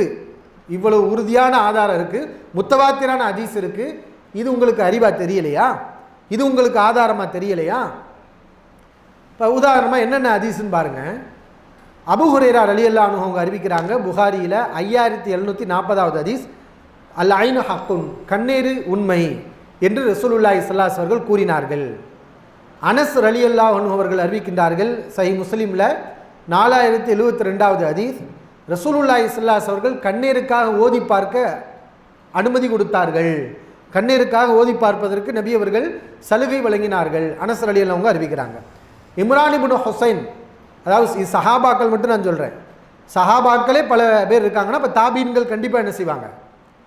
அதிகமாக இருப்பாங்க. ஹதீஸுடைய வழி எங்கிட்ட இருந்து ஆரம்பிக்கும்னா நபி ஸல்லல்லாஹு அலைஹி வஸல்லம் இருந்து ஆரம்பிக்கும். பெரும்பாலும் ஹதீஸுகள் சஹாபாக்கள் குறைவாக இருப்பாங்க, தாபீன்கள் அதை விட அதிகமாக இருப்பாங்க, தாபீன்கள் அதை விட அதிகமாக இருப்பாங்க. இப்படி வழிகள் அதிகமாகிக்கிட்டே போகும். ஆனால் இந்த கண்ணீர் ஹதீஸில் சஹாபாக்கள்ங்கிற அந்த படித்தரமே விரிவடைஞ்சு தான் இருக்குது. அதை அறிவிக்கக்கூடியவங்களே எத்தனை பாருங்க. அபூ ஹுரைரா ரலியல்லாஹு அன்ஹு, அனஸ் இப்னு மாலிக் சொல்லியாச்சு. அடுத்த இம்ரான் இப்னு ஹுசைன் 5705வது ஹதீஸ் புகாரியில் பதிவு செய்யப்பட்டிருக்கிறது. அல்லாஹ்வின் தூதர் ஸல்லல்லாஹு அலைஹி வஸல்லம் கண்ணீருக்கு ஓதி பார்க்குமாறு வழிகாட்டினார்கள். இம்ரான் இப்னு ஹுசைன் ரலியல்லாஹு அவங்க அறிவிக்கிறாங்க. அதே மாதிரி ஆயிஷா ரலியல்லாஹு அன்ஹா அவங்க அறிவிக்கிறாங்க. புகாரியில் எல்லாமே புகாரி முஸ்லீம் தான். புகாரி முஸ்லீமை பற்றி நம்பிக்கை என்ன? அது ஹதீஸ் கிதாபுகளில் என்னது ஆகச்சிறந்த ஹதீஸ் கிதாப். இப்போ நாம் சொல்கிற ஹதீஸ் எல்லாம் முத்தவாத்திராக இருக்கிறது மட்டும் இல்லை, ஹதீஸ் கிரந்தங்களிலே மிகச்சிறந்த கிரந்தகம் சஹி என்று இந்த சமூகத்தால் அங்கீகரிக்கப்பட்டது என்னது? புகாரி முஸ்லீம். ஒரு ஹதீஸ் புகாரி முஸ்லீமில் இருந்துட்டா அது மிகச்சிறந்த ஹதீஸ், அது மிக வலுவான ஹதீஸ். அப்போ கண்ணேறு ஹதீஸ் முத்தவாத்திராக இருக்கிறது மட்டும் இல்லாமல் புகாரி முஸ்லீம் இரண்டிலையும் இடம்பெற்ற அடிப்படையிலையும் பல ரீதியிலையும் அது மிக உறுதியான ஒரு அறிவு. அறிவிலேயே மிக உறுதியான ஒரு அறிவு தான் என்னது? இந்த கண்ணேறு இருக்குன்னு வரக்கூடிய ஹதீஸ். ஏன்னா இந்த ஹதீஸ்கள்லாம் புகாரியிலே இருக்குது, முஸ்லீம்லே இருக்குது. இப்போ புகாரில் 5738வது ஹதீஸ் ஆயிஷா ரலியல்லாஹு அன்ஹா அறிவிக்கிறாங்க, கண்ணேருக்கு ஓதி பார்க்குமாறு ரசூல் ஸல்லல்லாஹு அலைஹி வஸல்லம் எனக்கு கட்டளை இட்டாங்க அப்படிங்கிறத சொல்கிறாங்க. அதே மாதிரி புகாரியில் முஸ்லீமில் 4055வது ஹதீஸ் ஆயிஷா ரலியல்லாஹு அன்ஹா அறிவிக்கிறாங்க, கண்ணேர் பாதிப்பிலிருந்து பாதுகாப்பு தேடுமாறு ரசூல் ஸல்லல்லாஹு அலைஹி அவர்களுக்கு ஜிப்ரீல் அலைஹிஸ்ஸலாம் ஓதி பார்த்தாங்க. இந்த ஹதீஸை சொல்கிறாங்க. இப்போ ஆயிஷா அவங்க வழியாக அறிவிக்கப்படுது. புகாரியில் சஹீஹுல் புகாரியில் 3371வது ஹதீஸ் இப்னு அப்பாஸ் ரலியல்லாஹு அன்ஹு அறிவிக்கிறாங்க, வமின் குல்லி ஐனின் லாமா, பாதிப்பை ஏற்படுத்தும் ஒவ்வொரு கண்ணேரிலிருந்தும் ரசூல் ஸல்லல்லாஹு அலைஹி அவர்கள் பாதுகாப்பு தேடினார்கள். இப்னு அப்பாஸ் ரலியல்லாஹு அன்ஹு அறிவிக்கிறாங்க. அதே மாதிரி சஹீஹ் முஸ்லீமில் 4058வது ஹதீஸ், அதில் கண்ணேறு என்பது இருக்கிறது, அல் ஐனு ஹக்குன், இப்படி இப்னு அப்பாஸ் ரலியல்லாஹு அன்ஹு அவங்களும் அறிவிக்கிறாங்க. இப்போ கண்ணேறு இருக்குது என்று அபூ ஹுரைரா அவங்க மட்டும் அறிவிக்கலை. யார் அறிவிக்கிறா? இப்னு அப்பாஸ் ரலியல்லாஹு அவங்களும் நபி அவர்கள் இந்த வார்த்தையை சொன்னாங்க. இந்த வார்த்தை மட்டுமே பல வழிகளில் வருது. அல் ஐனு ஹக்குன், கண்ணேறு என்பது உண்மை, இந்த வார்த்தை மட்டுமே அபூ ஹுரைரா ரலியல்லாஹு அன்ஹு வழியாக வருது, இப்னு அப்பாஸ் ரலியல்லாஹு அன்ஹு அவங்க வழியாக வருது, சஹல் இப்னு ஹுனைஃப், ஆமிர் இப்னு ரபியா இவங்க வழியாக அது வருது. அபூ சயீத் குத்ரி ரலியல்லாஹு அன்ஹு அவங்க வழியாகவும் நபி அவர்கள் கண்ணேறு இருக்குன்னு சொன்னாங்க. நசாயியில் 5399வது ஹதீஸ். அதே மாதிரி உம்மு சலமா ரசூல் ஸல்லல்லாஹு அலைஹி வஸல்லம் மனைவி. இப்போ ஏற்கனவே நபி அவர்களுடைய ஒரு மனைவியை நம்ம சொன்னோம். யார்? ஆயிஷா ரலியல்லாஹு அன்ஹா கண்ணேறு இருக்குன்னு நபி அவர்கள்ட்ட கேட்டு அறிவிச்சிருக்கிறாங்க. அதே மாதிரி உம்மு சலமா ரலியல்லாஹு அன்ஹா அவங்க அறிவிக்கிறாங்க. புகாரியில் 5739வது ஹதீஸ், நபி ஸல்லல்லாஹு அலைஹி வஸல்லம் ஒரு பெண்ணை பார்த்தார்கள், சிறுமியை பார்த்தாங்க. அவள் முடியாமல் இருந்தால், அவள் முகத்தில் ஏதோ பாதிப்பு இருந்துச்சு, இவளுக்கு கண்ணேறு பட்டிருக்கிறது, ஓதி பாருங்கள் என்று சொன்னார்கள். அப்போ கண்ணேறு இருக்குன்னு நபி சொன்னாங்கன்னு நபியுடைய மனைவிமார்களே இத்தனை பேர் அறிவிக்கிறாங்க.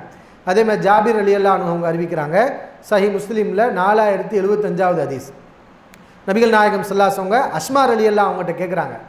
அஸ்மா பின்து உமைஸ் ரலியல்லாஹு அன்ஹு அவங்ககிட்ட அறிவிக்கிறாங்க, ஏன் உங்களுடைய சகோதருடைய பிள்ளைகள் உடம்பு தேராமே இருக்கிறாங்க? வலாக்கின்னல் ஐன துஸ்ரிஉ இலைஹிம், கண்ணேறு அவர்களும் பக்கம் விரைகிறது. இப்போ நபியவர்கள் சொல்கிறாங்க இந்த வார்த்தையை, கண்ணேரால் அவங்களுக்கு பாதிப்பு ஏற்படுது. இப்போ இந்த சஹாபி அறிவிச்சிருக்காங்க. அதே மாதிரி சஹல் இப்னு ஹுனைஃப் ரலியல்லாஹு அன்ஹு அவங்க அறிவிக்கிறாங்க, 1471 மாலிக்கில் பதிவு செய்யப்பட்டிருக்கு, அல் ஐனு ஹக்குன், கண்ணேர் என்பது உண்மை என்று ரசூலுல்லாஹி ஸல்லல்லாஹு அலைஹி அவர்கள் கூறினார்கள். ஒரு சஹாபியை ஒரு சஹாபி என்ன செய்கிறார்? பார்க்குறாரு, பார்த்து பொறாமப்படுறாரு. அந்த நேரத்தில் ஆமீருங்கிற சஹாபி சஹல் ரலியல்லாஹு அன்ஹு அவங்கள பார்த்து பொறாமப்பட்டோன்னே அவருக்கு முடியாமல் போகுது. முடியாமல் போன ரசூல் ஸல்லல்லாஹு அலைஹி அவங்க என்ன செய்கிறாங்க? கேட்குறாங்க, எதனால் அவருக்கு முடியாமல் போச்சு, என்ன நடந்துச்சு? இந்த மாதிரி இவர் பார்த்தாரு, பார்த்தோன்னையுமே அவர் ஒரு ஆச்சரியப்படுத்தக்கூடிய வார்த்தையை வெளிப்படுத்தினார், என்ன உடம்பு, இது மாதிரியான உடலை நான் பார்க்கவே இல்லையே அப்படின்னு சொன்னார். சொன்னதோடு அவருக்கு முடியாமல் போச்சுன்னு சொன்னோன்னையுமே அவரை கூப்பிட்றாங்க, எதுக்கு இந்த மாதிரியான வார்த்தையை சொன்னீங்க? உங்கள் சகோதரர்கிட்ட உங்களுக்கு பிடிச்ச ஒரு விஷயத்தை பார்த்தா பாரக்கல்லாஹுன்னு சொல்லுங்கள், அதுதான் உங்களுக்கு இந்த மாதிரி பாதிப்புகள் ஏற்படாமல் பாதுகாக்கும்னு சொல்லி கண்ணேருங்கிறது இருக்குது என்று ரசூலுல்லாஹி ஸல்லல்லாஹு அலைஹி அவர்கள் சொன்னார்கள்ங்கிற செய்தி இருக்குது. அப்போ எத்தனை சஹாபாக்கள், பக்கீர் முகமது அல்தாஃபி அவங்ககிட்ட நம்ம கேட்குறோம், எந்த அறிவும் இல்லை, நாங்கள் எப்படி நம்புறது அப்படின்னு கேட்குறீங்க, இது அறிவு இல்லையா? எத்தனை சஹாபாக்கள் வழியாக இதெல்லாம் ஆதாரப்பூர்வமான ஹதீஸ். இன்னும் நிறைய அறிவிப்புகள் இருக்குது, கண்ணேறு தொடர்பாக இன்னும் நிறைய அறிவிப்புகள் இருக்குது, அதெல்லாம் நம்ம கொண்டு வரல, இது மட்டும் போதும் அப்படிங்கிறதுக்காக சொல்லியிருக்கிறோம். 10க்கு மேற்பட்ட சஹாபாக்கள் வழியாக புகாரி முஸ்லீம்லேயே இவ்வளவு ஹதீஸ் இருக்குதுன்னா இது ஈமான் இல்லையா? இப்போ இது அறிவு இல்லையா? இது அனுபவம் இல்லையா? இதை தாண்டி வேறு என்ன ஆதாரம் வேணும்? எதுக்கு இந்த மாதிரி தேவையில்லாத ஆராய்ச்சிக்கு நீங்கள் போகிறீங்க? இதைத்தான் நாம் என்ன செய்கிறோம்? அவருக்கு நம்ம பதிலாக நம்ம சொல்கிறோம். அவர் இந்த இடத்துல ஒரு முக்கியமான ஒரு விஷயத்தை நம்ம தெளிவுபடுத்தணும். ஏன் இவ்வளவு ஹதீஸுகளும் இவருக்கு ஆதாரமாக தெரியலை, அறிவாக தெரியலை அப்படின்னு சொன்னால், இங்கே மனோ இச்சை தான் நிற்குது. என்ன மனோ இச்சை? ஒரு முஸ்லீம், இப்போ நாங்களாம் நம்புகிறோம். ஏன் நம்புகிறோம்? ஹதீஸில் இருக்குது. குர்ஆனுடைய ஆயத்துக்கு இந்த வார்த்தையை சொல்லி ரசூலுல்லாஹி ஸல்லல்லாஹு அலைஹி வஸல்லம் விளக்கம் கொடுத்துருக்காங்க. இதை தாண்டி வேறு யாருடைய சொல்லை நாம் என்ன செய்ய முடியாது, முற்படுத்த முடியாது. அப்போ இதை நீங்கள் மறுத்து நடைமுறையில் அப்படி இப்படி நீங்கள் பல விஷயங்களை சொல்லுவீங்க. நாங்கள் ஹதீஸுகளை மறுத்து நீங்கள் சொல்கிறத கேட்கணுமா? அப்போ எங்கள் ஈமானை நாங்கள் இழக்க முடியாது. அதுக்காக தான் நாம் என்ன செய்கிறோம், இந்த ஹதீஸுகளை நிராகரிக்க முடியாது அப்படின்னு சொல்கிறோம். அப்போ இது யதார்த்தத்துக்கு மாற்றமாக இருக்குது, நடைமுறைக்கு மாற்றமாக இருக்குது, யதார்த்தமான உண்மைக்கு மாற்றமாக இருக்குது, கண்ணுக்கு தெரியிற விஷயத்துக்கு மாற்றமாக இருக்குது. உல்டாவாக நம்ம சொல்கிறீங்க. கண்ணீர் இருக்குது நம்ம சொல்கிறது. அவர் என்ன வார்த்தையை சொல்கிறாரு? நீங்கள் உல்டாவாக நம்ம சொல்கிறீங்க, நிதர்சனமான உண்மைக்கு மாற்றமானதை நம்ம சொல்கிறீங்க அப்படிங்கிறார். இப்போ நாம் என்ன கேட்குறோம்? நீங்களும் ரொம்ப காலம் நம்பிக்கிட்டு தானே இருந்தீங்க. நீங்களும் ரொம்ப காலம் என்ன செஞ்சுட்டு இருந்தீங்க? இந்த கண்ணீரெல்லாம் இருக்குது அப்படின்னு நம்பிக்கிட்டு தானே இருந்தீங்க. பாங்கு முடிந்த பிறகு தொடரும் சார். அன்பார்ந்த சகோதரர்களே, சகோதரிகளே, அப்போ எது ஈமான், எது சரியான நம்பிக்கை என்ற அறிவு நமக்கு இருக்கணும். நமக்கெல்லாம் தெரியும், இந்த மார்க்கத்தில் ரசூலுல்லாஹி ஸல்லல்லாஹு அலைஹி அவர்கள் என்ன சொன்னாலும் நாம் நம்பணும். அது உறுதி செய்யப்பட்டு விட்டால் நாம் நம்பிக்கை கொள்ள வேண்டும். அபூஜஹல் அபூபக்கர் சித்திக் ரலியல்லாஹு அவரிடத்துல போய், உங்களுடைய தோழர் முஹம்மது நபி ஸல்லல்லாஹு அலைஹி அவர்கள் மேராஜுக்கு போனாங்களாம். இங்கேருந்து மக்காவிலேருந்து அவங்க பைத்துல் முகத்தஸுக்கு போனாங்களாம் ஒரே இரவில்.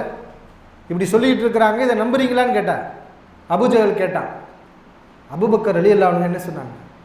இது முஹம்மது ஸல்லல்லாஹு அலைஹி வஸல்லம் தான் சொல்கிறாங்களா அப்படின்னு கேட்டாங்க. ஆமாம், உங்களுடைய தூதர் முஹம்மது நபி ஸல்லல்லாஹு அலைஹி வஸல்லம் தான் சொன்னாங்க. அப்படின்னா அது உண்மைதான். இப்போ இந்த சாரார் இதை மறுத்திருப்பாங்க. எல்லாம் பாதுகாக்கணும். அபூஜஹலுடைய சிந்தனை என்ன? இது நடைமுறைக்கு சாத்தியம் இல்லை. நடைமுறைக்கு சாத்தியம் இல்லாதது முஹம்மது நபி அவர்கள் சொல்கிறார். அப்போ இதை சொல்லி அவரை பின்பற்றக்கூடிய மக்களை எல்லாம் நம்ம அவர்கிட்ட பிரிச்சிடலாம் அப்படின்னு நினச்சாங்க. ஆனால் சஹாபாக்கள் நபி அவர்களை எப்படி நம்பியிருந்தாங்க? நபி சொல்கிற வார்த்தை நடைமுறைக்கு சாத்தியமா சாத்தியம் இல்லையா இப்படிங்கிற அறிவுக்கே அவங்க போகலை. அன்னைக்கு அவங்க அறிவை கொண்டு யோசித்து பார்த்துருந்தா சாத்தியம் இல்லைன்னு தான் சொல்லும். அறிவு என்ன சொல்லும்? இன்றைக்கி உண்மை அறிவு அப்படி தான் சொல்லுது. ஒரு இரவில் பைத்துல் முகத்தஸுக்கு மக்காவில் இருந்து போக முடியுமா? அதுவும் புராக்குங்கிற ஒரு வாகனம். ஃப்ளைட்டில் போக முடியும், ராக்கெட்டில் போக முடியும். ஆனால் புராக் என்ற ஒரு வாகனத்தில் போக முடியுமா? அது ஒரு மான் போன்றது. அப்படிப்பட்ட ஒரு மான் பார்வை எட்டக்கூடிய அளவுக்கு பாயுமா? அப்படிப்பட்ட ஒரு மான் உலகத்தில் உண்டா? இப்படிலாம் நிறைய கேள்வி கேட்டோம்னா அந்த ஹதீஸை மறுக்க வேண்டியிருக்கும். அப்போ இதுதான் ஈமான். எது ஈமான்? நபிகளார் சொல்லிட்டாங்களா, சொன்னதா, உறுதி செய்யப்பட்டதா? இப்போ இந்த வார்த்தையை அபூபக்கர் சித்திக் ரலியல்லாஹு அன்ஹு நபிகளார்கிட்ட போய் கூட கேட்கல நேரடியாக. நபி நீங்கள் அப்படி சொல்கிறீங்களா, நீங்கள் சொல்கிறீங்களா, நம்புறேன் அப்படின்னு கூட சொல்லலை. கேட்டவன் அபூஜஹல்கிட்ட கேட்டாங்க, இது நபி தான் சொல்கிறாங்களா? ஆமாம், உங்கள் தோழர் முஹம்மது நபி தான் சொல்கிறாங்க. அப்படின்னா அது உண்மை தான். இதுதானே ஈமான். இதானே நம்ம படிச்சிருக்கோம் ஈமான். இதானே சரியான நம்பிக்கை. அல்லாஹ் ரசூல் நம்ம எப்படி நம்புறது? அவங்க சொன்ன ஒவ்வொரு வார்த்தைகளையும் நடைமுறைக்கு ஒத்து வருதா, ஒத்து வரலையா, அறிவுக்கு பொருந்துதா, பொரியலையா? பெரிய நம்ம அறிவாளியா? நம்ம இருக்கிறதுலே ஆக அறிவு இல்லாதவர்கள். உமா ஊத்தீத்து மினல் இல்மி இல்லா கலீலா. உங்களுக்கு குறைவான அறிவு தான் கொடுக்கப்பட்டிருக்கு. யாரெல்லாம் நபிமொழிகளை குறை காண்றாங்களோ அவங்களுக்குள்ள ஒரு மமதருக்கு ஒரு நோய் இருக்கும், நான் அறிவாளின்னு சொல்லி. அதனால தான் அவங்க அந்த வார்த்தைகள் வெளியே வரும். ஹதீஸுகளை மறுக்கும்போது இது அறிவில்லைம்பாங்க. ஹதீஸை நம்புவது அறிவில்லை என்று சொல்வார்கள். ஆனால் இதனால் நபிமொழிகள் குறைபடுத்தப்படாது. நபிமொழிகளை ஈமான் கொண்டு நம்பிக்கிட்டு தான் இருப்பாங்க. ஆனால் இவ்வாறு பேசக்கூடியவர்கள் குறைபட்டு போவார்கள். அது அவர்கள் மேலே இருக்கக்கூடிய கண்ணியத்தையும் அவர்கள் மீது இருக்கக்கூடிய அந்த சிறப்பையும் அது இல்லாமல் ஆக்கிவிடும். அப்போ இதை நீங்கள் சொல்லாதீங்கிறோம். இப்போ ஈமான் என்பது அல்லாஹ் ரசூல் விஷயத்தில் அவங்க என்ன சொன்னாலும் நம்ம நம்பணும். அது சாத்தியமா சாத்தியம் இல்லையா? அப்படி தான் நபிமார்களே நம்பினாங்க. நம்ம இப்ராஹிம் சவுடைய நம்பிக்கை என்ன? மகனை அறுத்து கொடுன்னு அல்லாங்கிறான். மகனை நீ அறுத்து பலியிடுங்கிறான். அறிவு சொல்லுது சாத்தியம் இல்லை. மகனை எப்படி அல்லா அறுத்து பலியிட சொல்வானா? பெத்த மகனை அல்லா அறுத்து பலியிட சொல்வானா? அறுக்கிறதுக்கு ஆடு இல்லையா, மாடு இல்லையா, உலகத்தில் எதுவும் இல்லையா, மகன் தான் கிடச்சானா? இப்படியெல்லாம் யோசித்தோம்னா அல்லாஹ் இதை சொல்ல மாட்டாங்கிற ஒரு நிலைக்கு போக வேண்டி வரும். அப்போ அதெல்லாம் போராடி தூக்கி எறிஞ்சிட்டு தானே இப்ராஹிம் அலைஹிஸ்ஸலாம் மகனை அறுத்து பலியிட்டாங்க. குடிக்க தண்ணி இல்லாத வாழ்வதற்கு சாத்தியமே இல்லாத இடத்துல தானே மனை மக்களை கொண்டு போய் விடுன்னு அல்லாஹ் சொன்னான். அப்போ அறிவு சொல்லுது இங்கே வாழ முடியாதுன்னு சொல்லி. ஆனால் ஈமான் என்ன சொல்லுது? இது அல்லாஹ்வுடைய வார்த்தை, வாழ முடியும், அல்லாஹ் உறுதிப்படுத்துவான், அல்லாஹ் பாதுகாப்பான். இதுதான் நமக்கு ஈமான் சொல்லி தரப்பட்டிருக்கு. ஆனால் இவங்க எந்த ஈமானுக்கு நம்மளை கூப்பிடுறாங்க? இந்த சாரார்கள் தௌஹீது அப்படின்னு சொல்லிக்கிட்டு அடிக்கடி என்ன பண்ணுறாங்க? நாத்திகத்தை நோக்கி நம்மளை அழைக்கிறாங்க. என்ன அல்லாஹ் ரசூல் சொன்ன வார்த்தைகள் நமக்கு நடைமுறைக்கு சாத்தியமாக இல்லையா, அது செஞ்சு பார்க்க முடியுமா இல்லையா, அது செக் பண்ண முடியும், செக் பண்ணி பார்க்கணும், செக் பண்ணி ஒத்து வராட்டினா நம்ம நம்பக்கூடாது, நம்பகமான ஒரு வழியாக வந்திருந்தால் நம்பக்கூடாது, பல்வேறு சஹாபாக்கள் அறிவிச்சிருந்தாலும் நம்ப இருக்கக்கூடாது, ஹதீஸ்களிலே மிக உயர்ந்த தரத்தில் ஆதாரபூர்வமாக அது ஊர்ஜிதம் செய்யப்பட்டிருந்தாலும் நம்பக்கூடாது. இப்படி மார்க்க ஆதாரங்கள் நிராகரித்து ஈமானை கெடுக்கக்கூடிய நாத்திய கொள்கைக்கு இவங்க அழைக்கிறாங்க. அப்போ பக்கீர் முகமது அல்தாஃபி தெரிவித்திருக்கக்கூடிய இந்த கருத்து நாத்திய கொள்கை தான். இது முழுக்க முழுக்க இது ஈமான் கிடையாது, இஸ்லாம் கிடையாது, அறிவு கிடையாது, அனுபவம் கிடையாது. இது நாத்திய சிந்தனை என்பதை நாம் புரிந்து கொள்ள வேண்டும். அவர் என்ன சொல்கிறார்னா, நிதர்சனமான உண்மைக்கு மாற்றமாக இருக்குங்கிறார். கண்ணீர் இருக்குது, அதில் பாதிப்பு இருக்குது நம்பினா அது நிதர்சனமான உண்மைக்கு மாற்றமாக இருக்குது அப்படிங்கிறார். இப்போ நிதர்சனமான உண்மைனா என்ன, அதை அவர் தெரிஞ்சுக்கணும். எது நிதர்சனமான உண்மை தெரியுமா? இப்போது ஊசி துளை இருக்கு இல்லையா, ஊசி துளை எப்படி இருக்கும்? சின்னதாக தான் தரும். ஊசி துளைக்குள் ஒட்டகம் போகும் அப்படின்னு சொன்னால் இதுதான் நிதர்சனமான உண்மைக்கு மாற்றம். இதுதான் என்னது? அது எப்படி இங்கே சின்ன இந்த துளைக்குள்ள அவ்வளோ பெரிய ஒட்டகம் எப்படி போகும் அப்படின்ட்டு கேட்கலாம். ஆனால் கண்ணீருங்கிறது அப்படியா இருக்குது? அப்படின்னா நீங்கள் இவ்வளவு காலம் நம்பியிருந்தீங்கல்ல, நீண்ட காலம் நம்பினீங்களா இல்லையா கண்ணீரில் பாதிப்பு இருக்குன்னு சொல்லி? இப்போ இந்த மாதிரி நிதர்சனமான உண்மைக்கு மாற்றமான விஷயங்களை பொறுத்தவரை அதை மனுஷன் நம்ப மாட்டான், அது தெளிவாக தெரியும். இப்போ இந்த மாதிரி ஒரு விஷயத்தை சொன்னால் யாராவது நம்புவாங்களா? ஊசி துளைக்குள்ளே ஒட்டகம் போகும்னு சொன்னால் யாராவது நம்புவாங்களா? முஸ்லீம்கள் மட்டும் இல்லை, முஸ்லீம் அல்லாதவங்க யாருமே நம்ப மாட்டோம். ஏன்னா இது யதார்த்தமாக நிதர்சனமான உண்மைக்கு மாற்றமாக இருக்குங்க நமக்கு தெரியுது. ஆனால் இன்னைக்கு வரைக்கும் முஸ்லீம்களில் பெருங்கொண்ட சாரார் கண்ணேறி இருக்கு நம்புகிறாங்களே, அது எப்படி நிதர்சனமான உண்மைக்கு மாற்றமாக இருக்கும்? நீங்களும் நீண்ட காலம் நம்பிக்கிட்டு இருந்தீங்களே, அப்போல்லாம் உங்களுக்கு இது நிதர்சனமான உண்மைக்கு யதார்த்தத்துக்கு மாற்றம்னு உங்களுக்கு தெரியலையா? எவனாவது ஒரு கிறுக்க 2 கேள்வியை கேட்டுட்டா அப்போ உங்களுக்கு அறிவு ஞானம் பிறக்க ஆரம்பிச்சிருமா? மாறி பேச ஆரம்பிப்பீங்களா? அப்போ நம்ம யோசித்து பார்க்கணும். உண்மையில் இவர் ஆராய்ச்சி செய்யலை. இவர் ஒரு ஆராய்ச்சி முறைப்படி செஞ்சிருந்தா எதை அறிவுபூர்வமான ஆராய்ச்சின்னு ஒத்துக்குறோம் தெரியுமா? இவர் என்ன செய்யணும் தெரியுமா? கண்ணீரில் பாதிப்பு இல்லை அப்படிங்கிற இந்த கருத்தை இவர் ஆராய்ச்சியின் அடிப்படையில் உண்மையில் சொல்லக்கூடியவராக இருந்திருந்தால் இவர் என்ன செஞ்சிருப்பாரு? உலகத்தில் ஏற்படக்கூடிய பாதிப்புகளை எல்லாம் இவர் ஆராய்ச்சி பண்ணியிருக்கணும். உலகத்தில் மனிதனுக்கு என்னென்ன ரீதியிலெல்லாம் பாதிப்பு ஏற்படுது, பாக்டீரியாவால் பாதிப்பு ஏற்படுது, கிருமிகளால் பாதிப்பு ஏற்படுது, வைரஸ்களால் பாதிப்பு ஏற்படுது, நச்சு பிராணிகளால் பாதிப்பு ஏற்படுது, இதனால் பாதிப்பு ஏற்படுது அப்படின்னு ஒட்டுமொத்த பாதிப்புகளையும் இவர் ஆராய்ச்சி பண்ணி அதில் PhD வாங்கணும். அதில் என்ன செய்யணும்? இவர் PhD வாங்கி நான் உலகத்தில் நடக்கக்கூடிய அத்தனை பாதிப்புகளையும் படித்து விட்டேன், இந்த பாதிப்புகளுக்கெல்லாம் இதுதான் காரணம் என்பதையும் நான் அறிந்து விட்டேன், இதில் கண்ணீர் எங்கேயுமே வரலை, அதனால் நான் செய்த இந்த ஆய்வின் அடிப்படையில் கண்ணீர் என்பது பொய், நான் ஆராய்ச்சி செய்திருக்கிறேன் அப்படின்னு இவர் சொல்லியிருந்தா கூட ஏதாவது ஒரு ஆராய்ச்சி செஞ்சுருக்காரு அப்படின்னு நம்ம சொல்லலாம். இந்த ஆராய்ச்சியை நீங்கள் முதல் செஞ்சீங்களா? இந்த ஆராய்ச்சியை ஒரு மனுஷனால் செய்ய முடியுமா? இப்படிப்பட்ட ஒரு ஆராய்ச்சியை ஒரு மனிதனால் செய்ய முடியுமா? இன்றைக்கி டாக்டர்களே என்ன சொல்கிறாங்க? எத்தனையோ நோய்கள் வருது, பாதிப்பு வருது, அதுக்கு ரீசன் என்னன்னே தெரில. நிறைய நோயாளிகள் போய் நிற்கிறாங்க, ஆமாம் இந்த பாதிப்பு இருக்குது, இதுக்கு இந்த மாத்திரையை இது எதனால சார் ஏற்பட்டுச்சுன்னு கேட்டால் தெரியலைங்கிறான். திடீர்னு நோய் சரியாக போகுது, எதனால் இது சரியாக போச்சு, மருந்து மாத்திரையே நடக்கலை, தெரியலைங்கிறான்.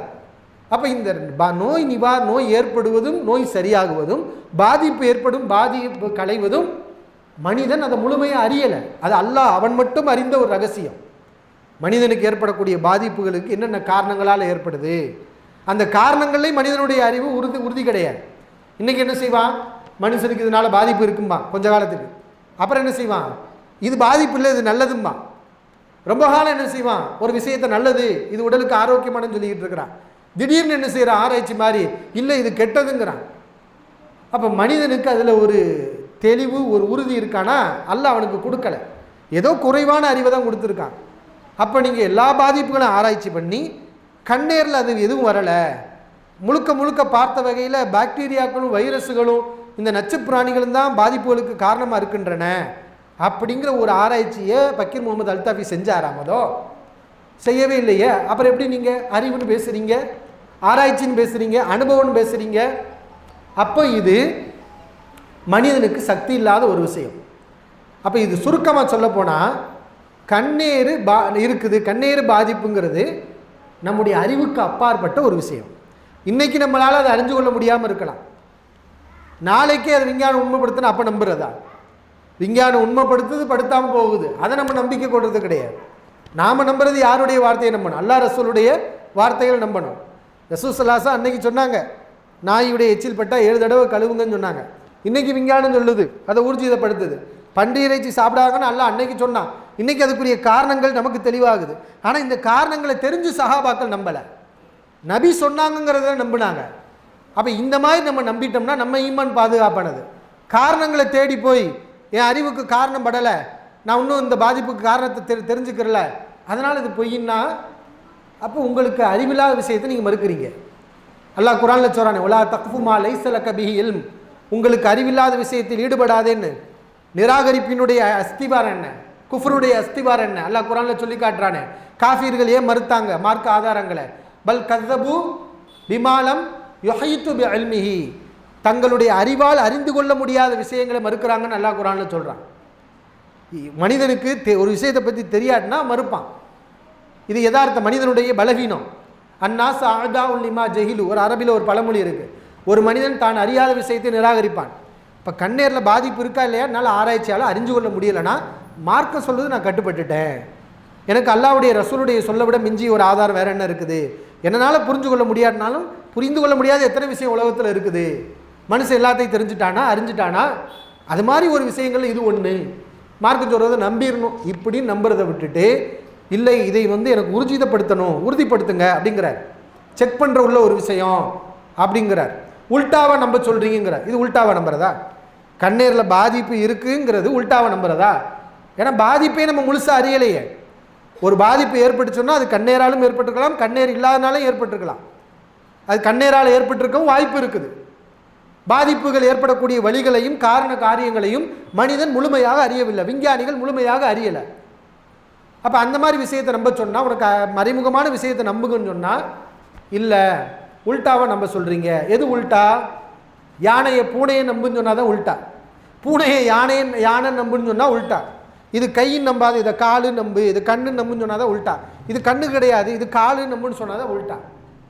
ஒரு கண்ணே மனிதனுடைய கண் பொறாமைப்படும் போது ஒரு பாதிப்பு ஏற்படும், அல்லாஹ் நான்னா அந்த பாதிப்பு ஏற்படும், அதுக்குரிய மறைமுகமான நிவாரணம் இருக்குது, அதை நம்ம செஞ்சோம்னா அல்லாஹ் குணமாக்கிடுவான், இதை நம்ம நம்புன்னு சொன்னால் இது எப்படி உல்டாவாகும்? இது மறைவான விஷயத்தை நம்புறது இல்லை, இது உல்டா கிடையாது. யதார்த்தத்தை நம்ம நம்புறது, நமக்கு அறிவில்லாத விஷயத்தை நம்புறது. வேணா நீங்கள் அப்படி சொல்லுங்கள், இது என்னால் அறிந்து கொள்ள முடியவில்லை அதனால் நான் மறுக்கிறேன்னு வேணால் சொல்லுங்கள். அப்போ மக்களுக்கு தெரிஞ்சிடும் இவங்களுடைய ஈமான் எந்த அளவுக்கு இருக்குன்னு பாருங்கள். தான் அறிவுக்கு பட்டாதான் நம்புவாங்களா, அறிவுக்கு படாட்டா நம்ப மாட்டாங்களா நபியுடைய சொல்லன்னு மக்கள் தெரிஞ்சுக்கிடுவாங்க. உல்டாவாக நம்ம சொல்லலைங்கிறத நம்ம என்ன செய்யணும், புரிஞ்சுக்கிறணும். அடுத்து அவர் என்ன சொல்கிறாருன்னா, இது நமக்கு கண்ணுக்கு தெரிகிற ஒரு பொருள், செக் பண்ண முடிகிற ஒரு விஷயமா. ஏன்னா ஒரு மனிதன் பொறாமைப்படுகிறான் என்றால் மனிதன் என்பவன் நம்முடைய கண்ணுக்கு தெரிய பொருளாக இருக்கிறான்.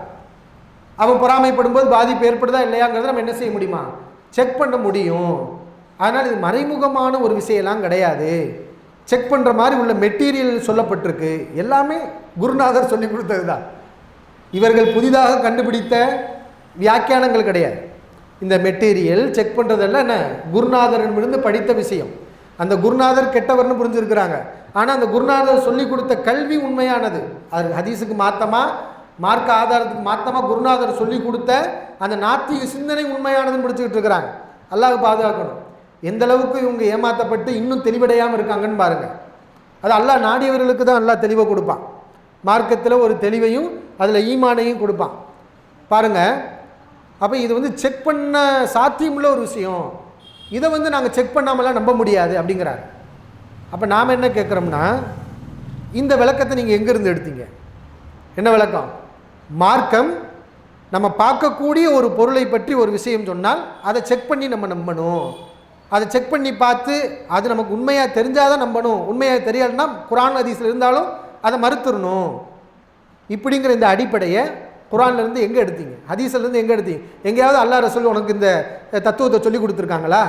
என்ன, நான் ஒன்றை உங்களுக்கு சொன்னால் அது நீங்கள் பார்க்கக்கூடிய ஒரு பொருளாக இருந்தால் அதை நீங்கள் செக் பண்ணி பார்த்து நான் சொன்னது உங்களுடைய ஆய்வுக்கு உட்பட்டு உங்களால் ஊர்ஜிதப்படுத்த முடிஞ்சால் நம்புங்க.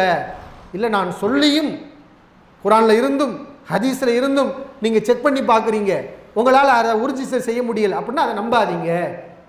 அல்லது என் பேரில் அப்படி வந்தால் நீங்கள் நம்பாதீங்கன்னு எங்கேயாவது அல்லாஹ் ரசூல், நீங்கள் நிறைய கேள்வி கேட்குறீங்கல்ல, நான் உங்கள்கிட்ட எந்த கேள்வி கேட்குறேன், இதுக்கு பதில் சொல்லுங்கள். எங்கேயாவது அல்லாஹ் ரசூல் இப்படி சொல்லியிருக்காங்களா? செக் பண்ண சொல்லியிருக்காங்களா? செக் பண்ணி நம்புங்கிறதே குஃபுர். அல்லாஹ் ரசூலுடைய வார்த்தை மனிதனுடைய, நான் ஒரு இதை சொன்னால் அப்படியா செக் பண்ணுங்க, நீங்கள் ஒரு விஷயத்தை சொன்னால் நான் செக் பண்ணுவேன். ஆனால் அல்லாஹ்வுடைய ரசூல் ஒன்று சொன்னால் அதை செக் பண்ணாமல் நம்புறதுக்கு பேர் தான் ஈமான்.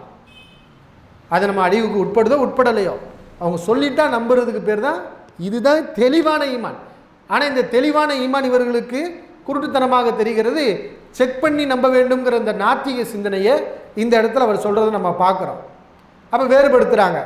கண்ணுக்கு தெரியாத விஷயமாக மார்க்கம் சொன்னால் அதை செக் பண்ண தேவையில்லை. எப்படி, ஜின்கள் இருக்குது, அது நம்ம கண்ணுக்கு தெரியலை, இல்லை கண்ணுக்கு தெரியலை, அதனால் ஜின்கள் இருக்கா இல்லையா நம்ம ஆராய்ச்சி பண்ண தேவையில்லை. மலக்குமார்கள் இருக்கிறாங்க, கண்ணுக்கு தெரியலை, இல்லை இப்போ மலக்குமார்கள் இருக்கிறாங்களா இல்லையாங்கிறத நம்ம செக் பண்ண தேவையில்லை. அதான் இது வந்து பாதி நாத்திகம்.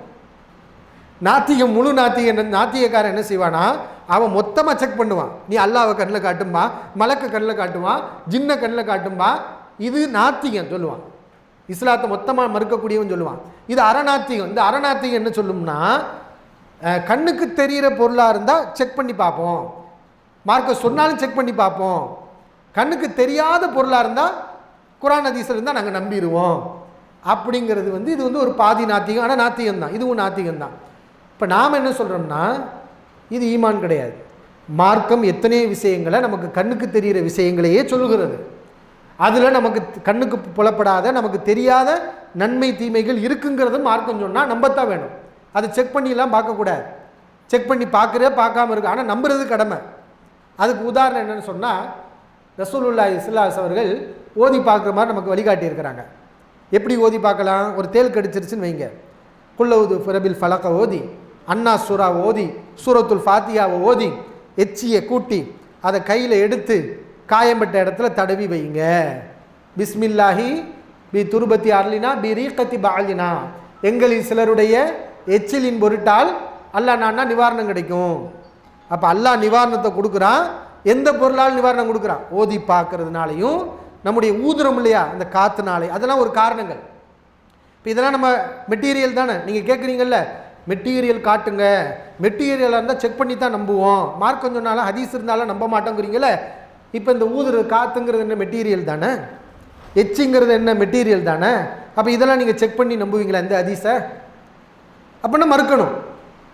ஏன்னா இதை செக் பண்ணால் லேபிளை கொடுத்தா இன்றைக்குள்ள விஞ்ஞானம் என்ன செய்ய மாட்டான், ஓதி பார்த்தவருடைய காற்றை பிடிச்சி செக் பண்ணி பார்த்தா அதில் தான் மருந்து இருக்குமா? எச்சில் ஓதி பார்த்தவர் சூரத்துல் ஃபாத்தியா ஓதி ஒரு மனுஷன் எச்சில் எடுக்கிறான், அந்த எச்சில் எடுத்து பார்த்தோம்னா நோய்க்கு அதில் மருந்து இருக்குமா? மருந்து இல்லைன்னு சொல்லுவான் லேபில்.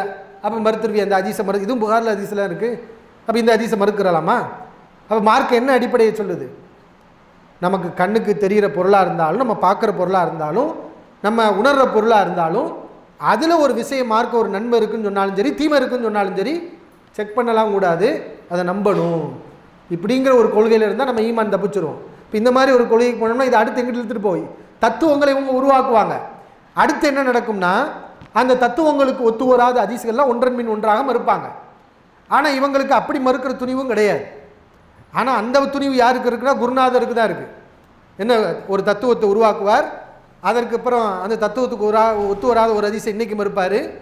அவர் உருவாக்குற அந்த தத்துவத்துக்கு ஒத்து வராத ஹதீஸுன்னு சொல்லி ஒரு 10 நாள் கழித்து தெரியும், அப்புறம் அதை மறுப்பார்.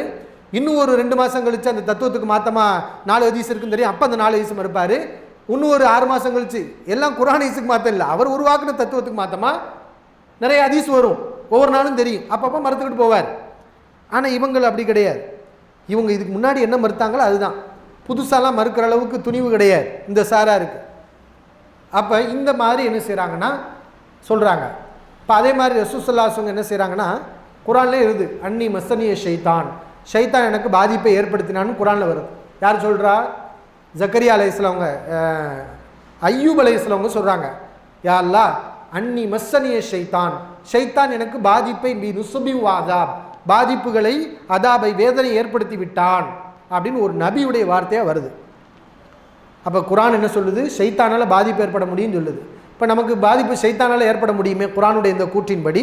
இதை நீங்கள் எப்படி செக் பண்ணுவீங்க? பாதிப்புங்கிறது நமக்கு உணர்ற விஷயம் தானே, அது நமக்கு ஏற்படக்கூடிய ஒரு விஷயம் தானே. அப்போ ஷைத்தானால் பாதிப்பு ஏற்படுமா ஏற்படாதாங்கிறத நீங்கள் செக் பண்ணிங்கன்னா மறுத்துட்டு போகணும். ஏன்னா இன்றைக்கி உள்ள நாத்திகம் விஞ்ஞானம் ஷைத்தான்கிறத ஒன்று ஏற்றுக்கிறல. மார்க்கம் சொல்லுது நம்ம எல்லாருக்கிட்டையும் ஒரு ஷைத்தான் இருக்கான். இப்போ என்கிட்ட ஒரு ஷைத்தான் இருக்கான், இப்படியே நம்ம நம்பணும். நம்ம எல்லாருக்கிட்டையும் ஷைத்தான் இருக்கிறான். இப்போ இதெல்லாம் செக் பண்ண ஆரம்பித்தா என்ன நடக்கும்? இதையும் மறுக்க வேண்டிய நிலை தான் வரும். அதே மாதிரி ரசூல் ஸல்லல்லாஹு அலைஹி வஸல்லம் சொன்னாங்க, தர்மம் செல்வத்தை குறைக்காது. நன்மைகளையும் சொல்லியிருக்காங்க, பாதிப்புகளையும் சொல்லியிருக்காங்க. இது நன்மை. தர்மம் செல்வத்தை குறைக்காது. ஆனால் நடைமுறையில் என்ன? நம்ம காசு 50,000 ரூபா வச்சுருக்கோம், அதில் ஒரு 1000 ரூபா தர்மம் பண்ணால் நடைமுறையில் என்ன செய்யுது? 1000 ரூபா குறையுதா இல்லையா? அப்போ யதார்த்தத்தில் 1000 ரூபா குறையுது. யதார்த்தத்துக்கு மாற்றமாக நபி சொல்கிறாங்க தர்மம் செல்வத்தை குறைக்காது. அப்போ இந்த அதிசயம் மறுத்துடலாமா? அப்போ நம்ம என்ன செய்வோம்? இது நம்ம காசை பற்றி பேசினாலும் அல்லாஹ் எப்படியாவது மறைமுகமாக வேறு வழியில் கொடுப்பான், இங்கிட்டு குறைஞ்சாலும் வேறு பக்கத்தில் கூடிரும் இல்லையா? அப்போ ஒரு வகையில் அது குறைகிறது கிடையாது அப்படின்னு சொல்லி நம்ம அந்த ஒரு ஈமான தானே இந்த செல்வத்தை நம்ம கண்ணால் பார்க்குற விஷயத்தில் நம்புகிறோம். அப்போ இதை செக் பண்ண முடியுமா? இப்போ மார்க்கம் நாம் பயன்படுத்தக்கூடிய பொருளையே மறைமுகமான நம்பிக்கை வையின்னு தானே சொல்லுது. நீ சம்பாதிக்கிற பணத்தில் நீ மறைமுகமான நம்பிக்கை வை, நீ செலவழிக்கிற பணத்தில் மறைமுகமான நம்பிக்கை வைன்னு சொல்லுது மார்க்கம். இப்போ அதே மாதிரி பார்க்குறோம். ரசூல் ஸல்லல்லாஹு அலைஹி வஸல்லம் சொல்கிறாங்க, மன் சர்ரஹு ஐ யுப்ஸத லஹு ஃபி ரிஸ்கிஹி அவ் யுன்ஸா லஹு ஃபி அஸரிஹி ஃபல்யஸில் ரஹிமஹு. புகாரியில் பதிவு செய்யப்பட்ட ஆதாரபூர்வமான ஹதீஸ். ஒரு மனிதருக்கு வாழ்வாதாரம் அள்ளி கொடுக்கப்பட வேண்டும் என்று அவர் விரும்புகிறார் என்றால், அவருக்கு நீண்ட ஆயுள் கொடுக்கப்பட வேண்டும், நீண்ட காலம் வாழணும் அப்படின்னு அவர் விரும்பினால் அவர் உறவினரை இணைத்து கொள்ளட்டும், உறவினரோடு சேர்ந்து வாழட்டும் அப்படிங்கிறாங்க. இப்போ இதை யார் ஏற்றுக்கிட்டுவா? ஈமான் இல்லாத ஏற்றுக்குருவானா? இப்போ இது மெட்டீரியல் தானே. உறவினர்கள் என்பவர்கள் செக் பண்ணுற ஒரு விஷயம், மனிதர்கள் நம்ம கண்ணுக்கு முன்னாடி தெரியக்கூடியவங்க. அப்போ அவங்களோட நம்ம நெருங்கி பழகுனா, உறவை நம்ம பாதுகாத்தா நமக்கு காசு கூடும், ரிஸ்க்கு கூடும். ரிஸ்க்கு மட்டும் இல்லை, நீண்ட வாழ்வாதாரம் நம்ம வாழ முடியும் மார்க்கம் சொல்லுது. அப்போ இதை போய் நான் செக் பண்ண போகிறேன்னு உங்களை மாதிரி 2 பேர் கிளம்புனா என்ன ஆகுறது? பாருங்கள், இந்த மனுஷன் உறவை பேணா, ஆனால் சீக்கிரத்திலே அல்பாயசை செத்து போயிட்டா. அப்போ இது ஹதீஸ் உண்மையா அப்படின்னு கேட்டால், இந்த மனுஷன் பாருங்கள் உறவினருக்கு அள்ளி அள்ளி கொடுக்குறான், ஆனால் அவனுக்கு தான் எவ்வளவு கடன் இருக்குது. அப்போ என்ன ஹதீஸு? இது யதார்த்தத்துக்கு மாற்றமாக இருக்குன்னா முடிஞ்சு போச்சு. அப்போ இதெல்லாம் நம்ம என்ன, நம்ம கண்ணுக்கு தெரிகிற உள்ள விஷயத்தை பற்றி பேசினாலும் அதில் மார்க்கம் ஈமான் சார்ந்த அவங்களுடைய ஈமானுக்கு தகுந்தவாறு அந்த பலன்கள் கிடைக்கும். அப்போ இதை நம்ம நம்புகிறோமா இல்லையா? இப்போ இந்த மாதிரி நிறைய செய்திகள் இருக்குது. நீங்கள் தேன், அல்லாஹ் குர்ஆனில் சொல்லி காட்டுறான், தேனில் நிவாரணம் இருக்கிறது, ஷிஃபாவுன் லின்னாஸ், மக்களுக்கு நிவாரணம் இருக்குங்கிறான் அல்லாஹ் குர்ஆனில். நான் கேட்குறேன், நான் இப்போ வரைக்கும் இந்த தேனில் நிவாரணம் இருக்குங்கிறத அல்லாஹ் சொல்லி தான் நான் நம்பிக்கிட்டு இருக்கேனே தவிர என்னுடைய வாழ்க்கையில் அனுபவபூர்வமாக நம்பி நான் நம்பலை. ஆனால் அனுபவபூர்வமாக அதில் நன்மை இருக்குங்கிறத நிறைய பேர் உணர்ந்துருக்கிறீங்க, அதை நம்ம கேள்விப்படவும் செய்கிறோம். ஆனால் நம்ம நம்பிக்கை எப்படி இருக்குது? இதை உணர்ந்து நம்ம நம்பலை, அல்லாஹ் சொல்லிட்டா நம்ம நம்புறது தான் என்னது ஈமான்.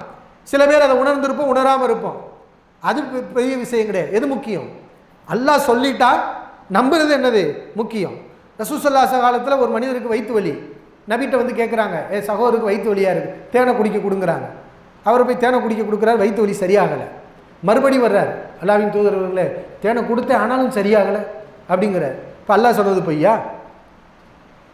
இப்போ நடைமுறைக்கு சாத்தியம் இல்லைன்னு சொல்லி ஆகுதா இல்லையா?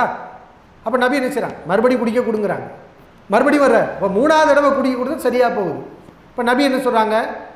உன்னுடைய சகோதரனுடைய வயிறு பொய் கூறியது, நீ செக் பண்ணி மெட்டீரியல்ங்கிற அந்த மெட்டீரியல் தான் பலகீனமாகுது. உன்னுடைய வயிறு பொய் கூறிய சகோதரனுடைய வயிறு பொய் கூறிவிட்டது, அல்லாஹ் உண்மை கூறிவிட்டான். அப்போ மார்க்க ஆதாரங்களை நம்ம எப்படி நம்பணும்? இந்த மாதிரி செக் பண்ணால் அன்னைக்கே மறுக்க வேண்டியதெல்லாம் வந்துடும். இது மாதிரி நிறைய விஷயங்கள் ரசூல் ஸல்லல்லாஹு அலைஹி வஸல்லம் சொல்கிறாங்க. ஒரு மனிதர் ஒரு இடத்தில் தங்கினால் அஊது பி கலிமாத்தில்லாஹி தாம்மா என்ற வார்த்தையை அவர் சொல்லிவிட்டார் என்றால் அவருக்கு எந்த பாதிப்புகளும் ஏற்படாது. ஒரு காட்டில் போகிறீங்க, ஒரு இடத்துல தங்குறீங்க, பாலடைஞ்ச வீடாக இருக்குது, அல்லது ஒரு வீடாக காடாக இருக்குது. அவுதுபி கலிமாத்தில்லா தாமாங்கிற வார்த்தையை சொல்லி பிஸ்மில்லான்னு சொல்லி அங்கே நம்ம சொல்லிட்டோம்னு சொன்னால் பாதிப்பு ஏற்படாது அப்படின்னு நபி அவர்கள் சொல்கிறாங்க. அப்போ எவனாவது ஒரு நாத்தியம் இருந்தவன் இது வந்து என்ன கொசு விரட்டியான்னு கேட்டால் என்ன செய்கிறது? இன்றைக்கி ஒரு பாதிப்புகள் விசஜந்துக்கள்லேருந்து பாதிப்பு வரக்கூடாதுன்னு சொன்னால் நம்ம என்ன செய்கிறோம்? கொசு மருந்து பயன்படுத்துகிறோம். இந்த கொசு மருந்தை பயன்படுத்தினால் கொசு வராது, நீங்கள் கொசுவை விரட்டலாம். பாச்சானை இந்த பாச்சா உருண்டையை போட்டிங்கன்னா பாச்சா வராது, பள்ளி வராது, வீட்டில் விசஜந்துக்கள் வராது. அப்போ நீங்கள் சொல்லலாம், இந்த மாதிரி பாச்சா உருண்டை போடுறது, கொசு மருந்து போடுறது, இந்த கரப்பாம்பூச்சி அடிக்கிறதுக்கு மருந்து படிக்கிறது, இதெல்லாம் நமக்கு அனுபவபூர்வமாக உணர்ந்துருக்கிறோம். ஆனால் இந்த மாதிரி ஒரு வார்த்தையை சொன்னால் இந்த மாதிரி உயிரினங்களை விரட்ட முடியுங்கிறத நம்ம செக் பண்ணுவோமான்னு போனால் ஆனால் செக் பண்ண முடிகிற விஷயம் தானே. அப்போ இந்த மாதிரி செக் பண்ண போனால் இந்த ஹதீஸை நம்ம நம்ப முடியுமா? இப்போ செக் பண்ணி பார்த்து அவுதுபி கலிமாத்தில்லாஹி சொல்லணும். அதை தாண்டி வீட்டுக்குள்ளே ஏதாவது ஒரு ரசஜந்து வந்துருச்சு, இதை சொன்னதுக்கப்புறம் ஒரு மனுஷனுக்கு ஏதாவது உயிரினத்தால் பாதிப்பு வந்துருச்சுன்னு சொன்னால் அப்போ இந்த ஹதீஸ் பொய்யாயிருமா? அப்போ இது ஈமான் கிடையாது, இது வந்து குஃபுர் என்பதை நம்ம என்ன செய்யணும்? புரியணும். அப்போ இதுக்கெல்லாம் பதில் சொல்லணும். அல்தாவி என்ன செய்யுங்க, நீங்கள் கண்ணீர் ஹதீஸை மறுத்துனீங்கல்ல, பொதுப்படையாக மக்களுக்கு சொன்னீங்கல்ல இது தப்புன்னு சொல்லி, இப்போ இவ்வளவு கேள்விகள் கேட்டிருக்கிறோம், இந்த கேள்விக்கு நீங்கள் பதில் சொல்லுங்கள். நீங்கள் சொன்னது தப்பு அப்படிங்கிறத உணர்த்தி இதை தெளிவுபடுத்தியிருக்கோம், இதுக்கு நீங்கள் பதில் சொல்லுங்கள். இது உங்களுடைய கடமை. இல்லை என்றால் உங்களுடைய நிலைப்பாட்டை வாபஸ் வாங்க. இல்லை நான் தெரியாமல் சொல்லிட்டேன், நபி மொழிகளை நம்புறது தான் சரியான வழி, அப்படி அந்த சரியான வழிக்கு வாங்க. அதுதான் உங்கள் விஷயத்தில் எதிர்பார்த்தது. எல்லாரும் எதிர்பார்த்துக்கிட்டு இருந்தோம், மறுபடியும் இந்த வழிகேட்டுக்கு போகாமல் ஹதீஸ்களை நம்பக்கூடிய ஒரு சரியான பாதையில் இருப்பார், இது வரைக்கும் இந்த ஹதீஸ்களை அவர் மறுக்கலை, அல்லாஹ் அவருக்கு தெளிவை கொடுப்பான் அப்படின்னு எதிர்பார்த்துட்டு கொண்டு இருக்கக்கூடிய நேரத்தில் தான் இவ்வளோ பெரிய ஒரு ஃபித்னா கிளம்பி இருக்கு. இப்போ அடுத்து அவர் என்ன கேட்குறாருன்னா, அவர் கேட்கக்கூடிய ஒரு கேள்வி, சரி கண்ணேறு இருக்குன்னு சொல்கிறீங்களே, இருக்குன்னு நம்பக்கூடிய நீங்கள் அதை முழுமையாக நம்பணுமா இல்லையா? அது சம்பந்தமாக கண்ணேறு தொடர்பாக வரக்கூடிய அனைத்து செய்திகளையும் முழுமையாக நம்பணுமா இல்லையா? ஆனால் இந்த சாரார் முழுமையாக நம்பலை அப்படிங்கிறார். தீர்வு, 2 தீர்வு சொல்லப்பட்டிருக்கான். கண்ணேறுன்னு ஒரு பாதிப்பு இருக்குதான், அந்த பாதிப்புக்கு வந்து கண்ணேறு தொடர்பான ஹதீஸ்களில் வந்து 2 தீர்வு இருக்குது. ஒன்று என்ன, ஃபலக் சூரா அன்னா சூறாவை ஓதுறது, ஓதி பார்க்கறது, இது ஒரு நிவாரண முறை கண்ணேறு பாதிப்பிலிருந்து விடுபடுறதுக்கு. அப்போ ஹதீஸுகளில் கண்ணேறு தொடர்பான ஹதீஸ்களில் யார் கண்பட்டார், யார் கண்ணேர் வச்சார், யார் பொறாமப்பட்டார், இப்போ யாருடைய கண்ணு பற்றுக்கும் நம்ம நினைக்கிறோமோ அவங்கள ஒழு செய்ய சொல்லி அந்த தண்ணீரை வாங்கி யாருக்கு பாதிப்பு ஏற்பட்டுச்சோ அவங்க மேலே அந்த தண்ணீரை ஊற்றுனா நிவாரணம் கிடைச்சிரும். இப்படியும் கண்ணேறு தொடர்பான ஹதீஸ்களில் ஒரு வழிமுறை சொல்லப்படுது, ஒரு தீர்வு சொல்லப்படுது. ஆனால் கண்ணேறு உண்டு என்று நம்பக்கூடிய சாரார் இந்த 2 தீர்வுகளில் ஒரு தீர்வை தான் ஏற்றுக்கிறாங்க. என்ன தீர்வையா? ஓதி பார்க்குறத மட்டும்தான் ஏற்றுக்கிறாங்களே தவிர யாருடைய கண் பட்டதுன்னு நினைக்குதோ அவருடைய ஒழு செஞ்ச தண்ணியை பாதிக்கப்பட்டவர் மீது ஊற்றணுங்கிற இன்னொரு வழிமுறையை யாருமே ஏற்றுக்கிறது இல்லை, அல்லது அது ஏற்றுக்கொள்ளுமாறும் சொல்வதும் இல்லை, சொல்கிறதும் கிடையாது. அப்போ நீங்களும் சொல்கிறது இல்லை, யாரும் செய்ய மாட்டேங்கிறீங்க. ஏன் இதை செய்ய மாட்டேங்கிறீங்க? அப்போ உங்களுக்கே தெரியுது இதை சொன்னால் யாரும் ஏற்றுக்கிற மாட்டாங்க அப்படிங்கிறனால தானே நீங்கள் சொல்லாமல் இருக்கிறீங்க அப்படின்னு இவராக என்ன செய்கிறார்? ஒரு கற்பனை பண்ணுறார். நாம் என்ன செய்கிறோம்னா அவர்கிட்ட கேட்குறோம், பக்கீர் முகமது அல்தாஃபிட்ட நம்ம கேட்குறோம், இந்த மாதிரி ஒரு தீர்வு, இந்த 2 தீர்வில் ஒரு தீர்வு மட்டும்தான் இருக்குது, இன்னொரு தீர்வு கிடையவே கிடையாதுன்னு இஸ்லாமிய அறிஞர்கள் சொன்னாங்களா? இப்போ நீங்கள் ஒரு அறிஞர் தானே, நீங்கள் ஒரு மார்க்கம் மதரசாவில் படிச்சிருக்கிறீங்க, நீங்கள் வந்து அரபி உங்களுக்கு தெரியும். அப்போ நீங்கள் என்ன செய்யணும்? சலஃப் அறிஞர்கள் கண்ணீருடைய இந்த தீர்வு சம்பந்தமாக 2 தீர்வுகள் தொடர்பாக என்ன சொல்கிறாங்க அப்படின்னு நீங்கள் கேட்கணும். அல்லது எங்கிட்டையாவது நீங்கள் தெளிவாக கேட்டிருக்கலாம், இதுக்கு தீர்வு இப்படி ஒரு தீர்வு இருக்கே, அந்த தீர்வை ஏற்றுக்கிறீங்களா இல்லையா அப்படின்னு நீங்கள் கேட்கணும். அப்போ நாங்கள் என்ன செய்யணும்? அதுக்கு பதில் சொல்லியிருந்ததுக்கப்புறம் நீங்கள் முடிவெடுக்கணும். ஆனால் கேள்வியும் கேட்கறது இல்லை, மற்ற அறிஞர்கள் என்ன சொல்லியிருக்காங்கங்கிறதையும் பார்க்கறது இல்லை, இவராக உட்கார்ந்துக்கிட்டு முடிவெடுக்கிறார். முடிவெடுத்து அதனால் இது போய் இதை சொன்னால் மக்கள் ஏற்றுக்கிற மாட்டாங்களா, அதனால் நம்ம சொல்கிறது இல்லையா? அப்படிப்பட்ட கொள்கையில் நம்ம இருக்கிறது இல்லை. மக்களே ஏற்றுக்கிறாட்டினாலும் குர்ஆன் ஹதீஸில் ஒரு விஷயம் தான் சொல்லத்தான் செய்வோம். ஆனால் இதை சொன்னால் மக்கள் ஏற்றுக்கிற மாட்டாங்கன்னு பார்க்குறதெல்லாம் உங்களை போன்ற சிந்தனையில் உள்ளவர்கள் தான் அந்த அந்த சிந்தனையில் ஆராய்ச்சி பண்ணுறீங்க. என்ன இதை சொன்னால் மக்கள்கிட்ட எடுபடுமா எடுபடியாகாதா அப்படின்னு பார்க்குற, இதை சொன்னால் கூட்டம் கலைஞ்சிடும், இயக்கத்தை வளர்க்க முடியாது. அப்போ என்ன செய்ய அதை மறுத்துறது. அப்போ மக்களை திருப்திப்படுத்துறதுக்காக நபிமொழிகளை மறுக்கிறதும் என்ன, அந்த கொள்கையை மறுபடியும் ஆராய்ச்சி செய்யாமல் அதே மறுபடியும் அந்த ஃபித்னாவிலே மூழ்கி இருக்கிறதெல்லாம் உங்களிடத்தில் இருக்கக்கூடிய ஒரு நோய். அது மாதிரியான ஒரு நோய் எங்களிடத்துலையும் இருக்குன்னு நினைக்காதீங்க. மக்களே ஏற்றுக்கிறாட்டினாலும் சொல்லிக்கிட்டே தான் இருப்போம். இப்போ இந்த கண்ணீர் இருக்குங்கிறது யாருக்காக கத்திக்கிட்டு இருக்கிறோம்? யாருக்காக கத்திக்கிட்டு இருக்கிறோம்? நீங்கள் மக்கள்கிட்ட போய் கேட்டிங்கன்னா மக்கள் என்ன செய்வாங்க? ஹதீஸ மார்க் அறிவில்லாத மக்கள் கண்ணீர்லாம் இல்லையா, அது ஒரு மூட நம்பிக்கை தான் சொல்லுவாங்க. மார்க் அறிவு இல்லாதவங்க அப்படி தான் சொல்லுவாங்க. மார்க் அறிவுள்ள மக்கள், ஹதீஸ்களை பற்றிய அறிவுள்ள மக்கள், அக்கீதாவை தெரிஞ்சவங்க அதை பற்றி சரியான தீர்ப்பை கொடுப்பாங்க. அப்போ மக்களுக்கு ஃபேவரட்டான தீர்ப்புனா உங்கள் தீர்ப்பு தான். ஏன்னா மக்களில் பெரும்பாலும் அவங்க விவரம் இல்லாமல் தான் இருக்காங்க, மார்க்கத்தை படிக்காமல் தான் இருக்கிறாங்க. இப்போ அவங்கள திருப்திப்படுத்துறதுக்காக உரிய ஃபத்வாக்கள் உங்களுடைய ஃபத்வாக்கள் இருக்குது, எங்களுடைய ஃபத்வாக்கள் இல்லை. அப்போ இந்த கேள்விக்கு நம்ம சொல்லக்கூடிய பதில் என்னன்னு சொன்னால், இஸ்லாமிய அறிஞர்கள் இரண்டும் தீர்வுன்னு சொல்லியிருக்கிறாங்க. இரண்டும் தீர்வு தான். என்ன, கண்ணேருங்கிற பாதிப்பு இருக்குது, இந்த பாதிப்பு நிவாரணம், அதுக்குரிய நிவாரணம் ஃபலக் சூரா, அன்னா சூரா, சூரத்துல் ஃபாத்திஹா இதெல்லாம் ஓதி பார்த்தால் நிவாரணம் கிடைக்கும். இது ஒரு தீர்வு.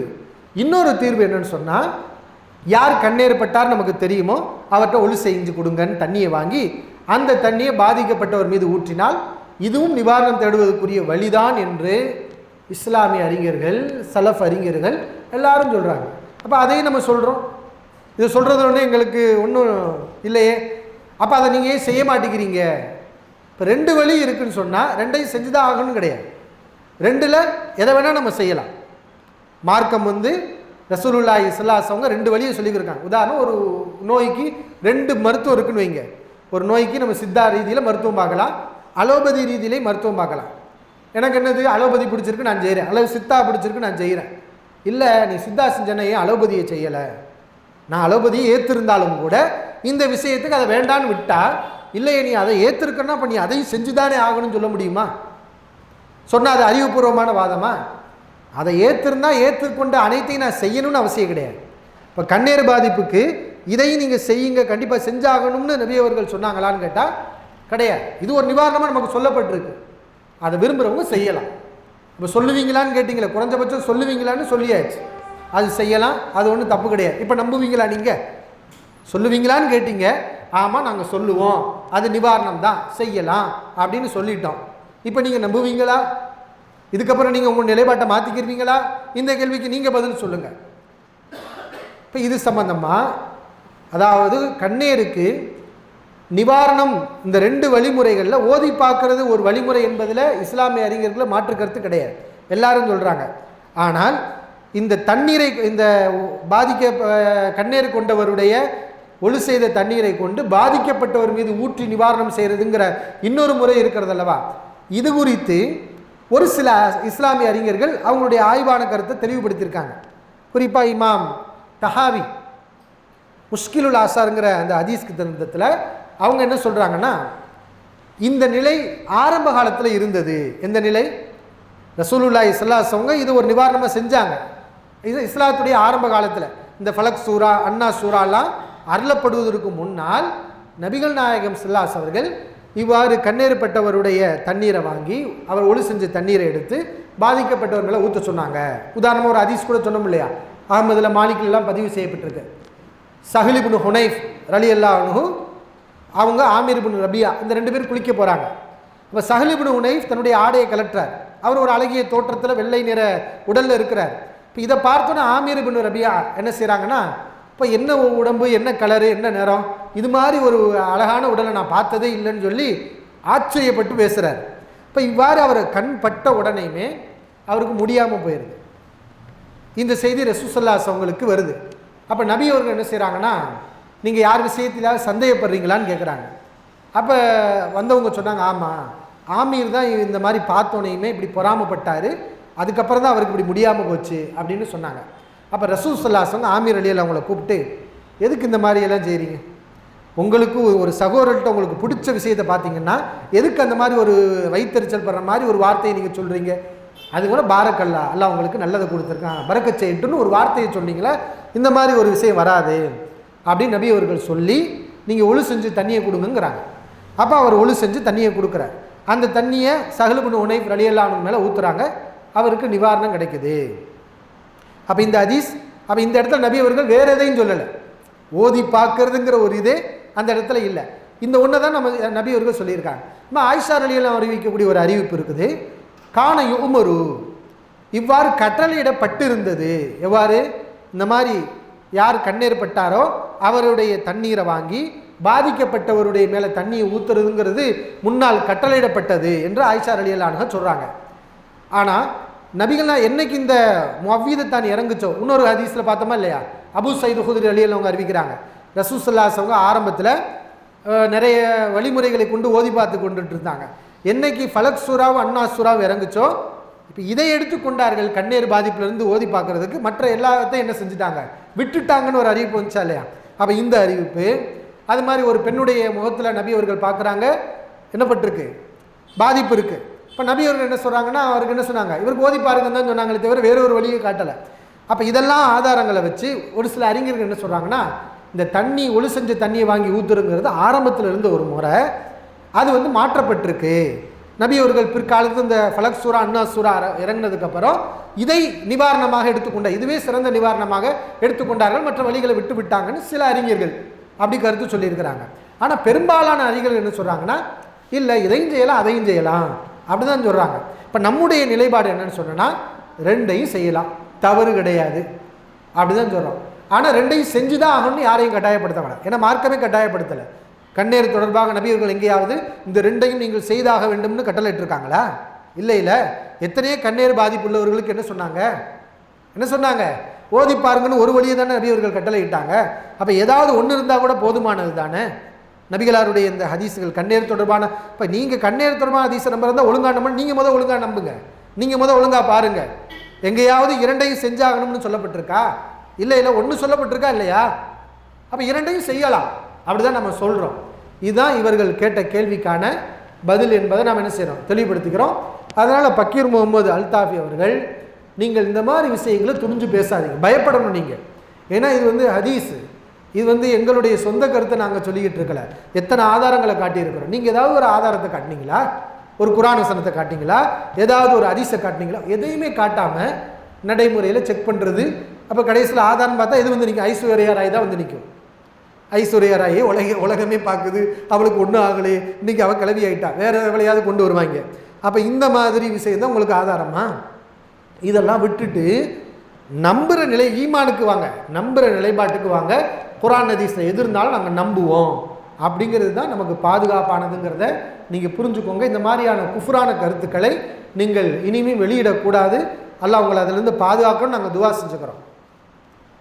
அன்பான சகோதரர்களே, இதில் இன்னொரு ஹதீஸை பற்றி மட்டும் விளக்கம் கொடுத்து இந்த அமர்வு இன்ஷா அல்லாஹ் நம்ம நிறைவு செஞ்சுக்கிறோம்.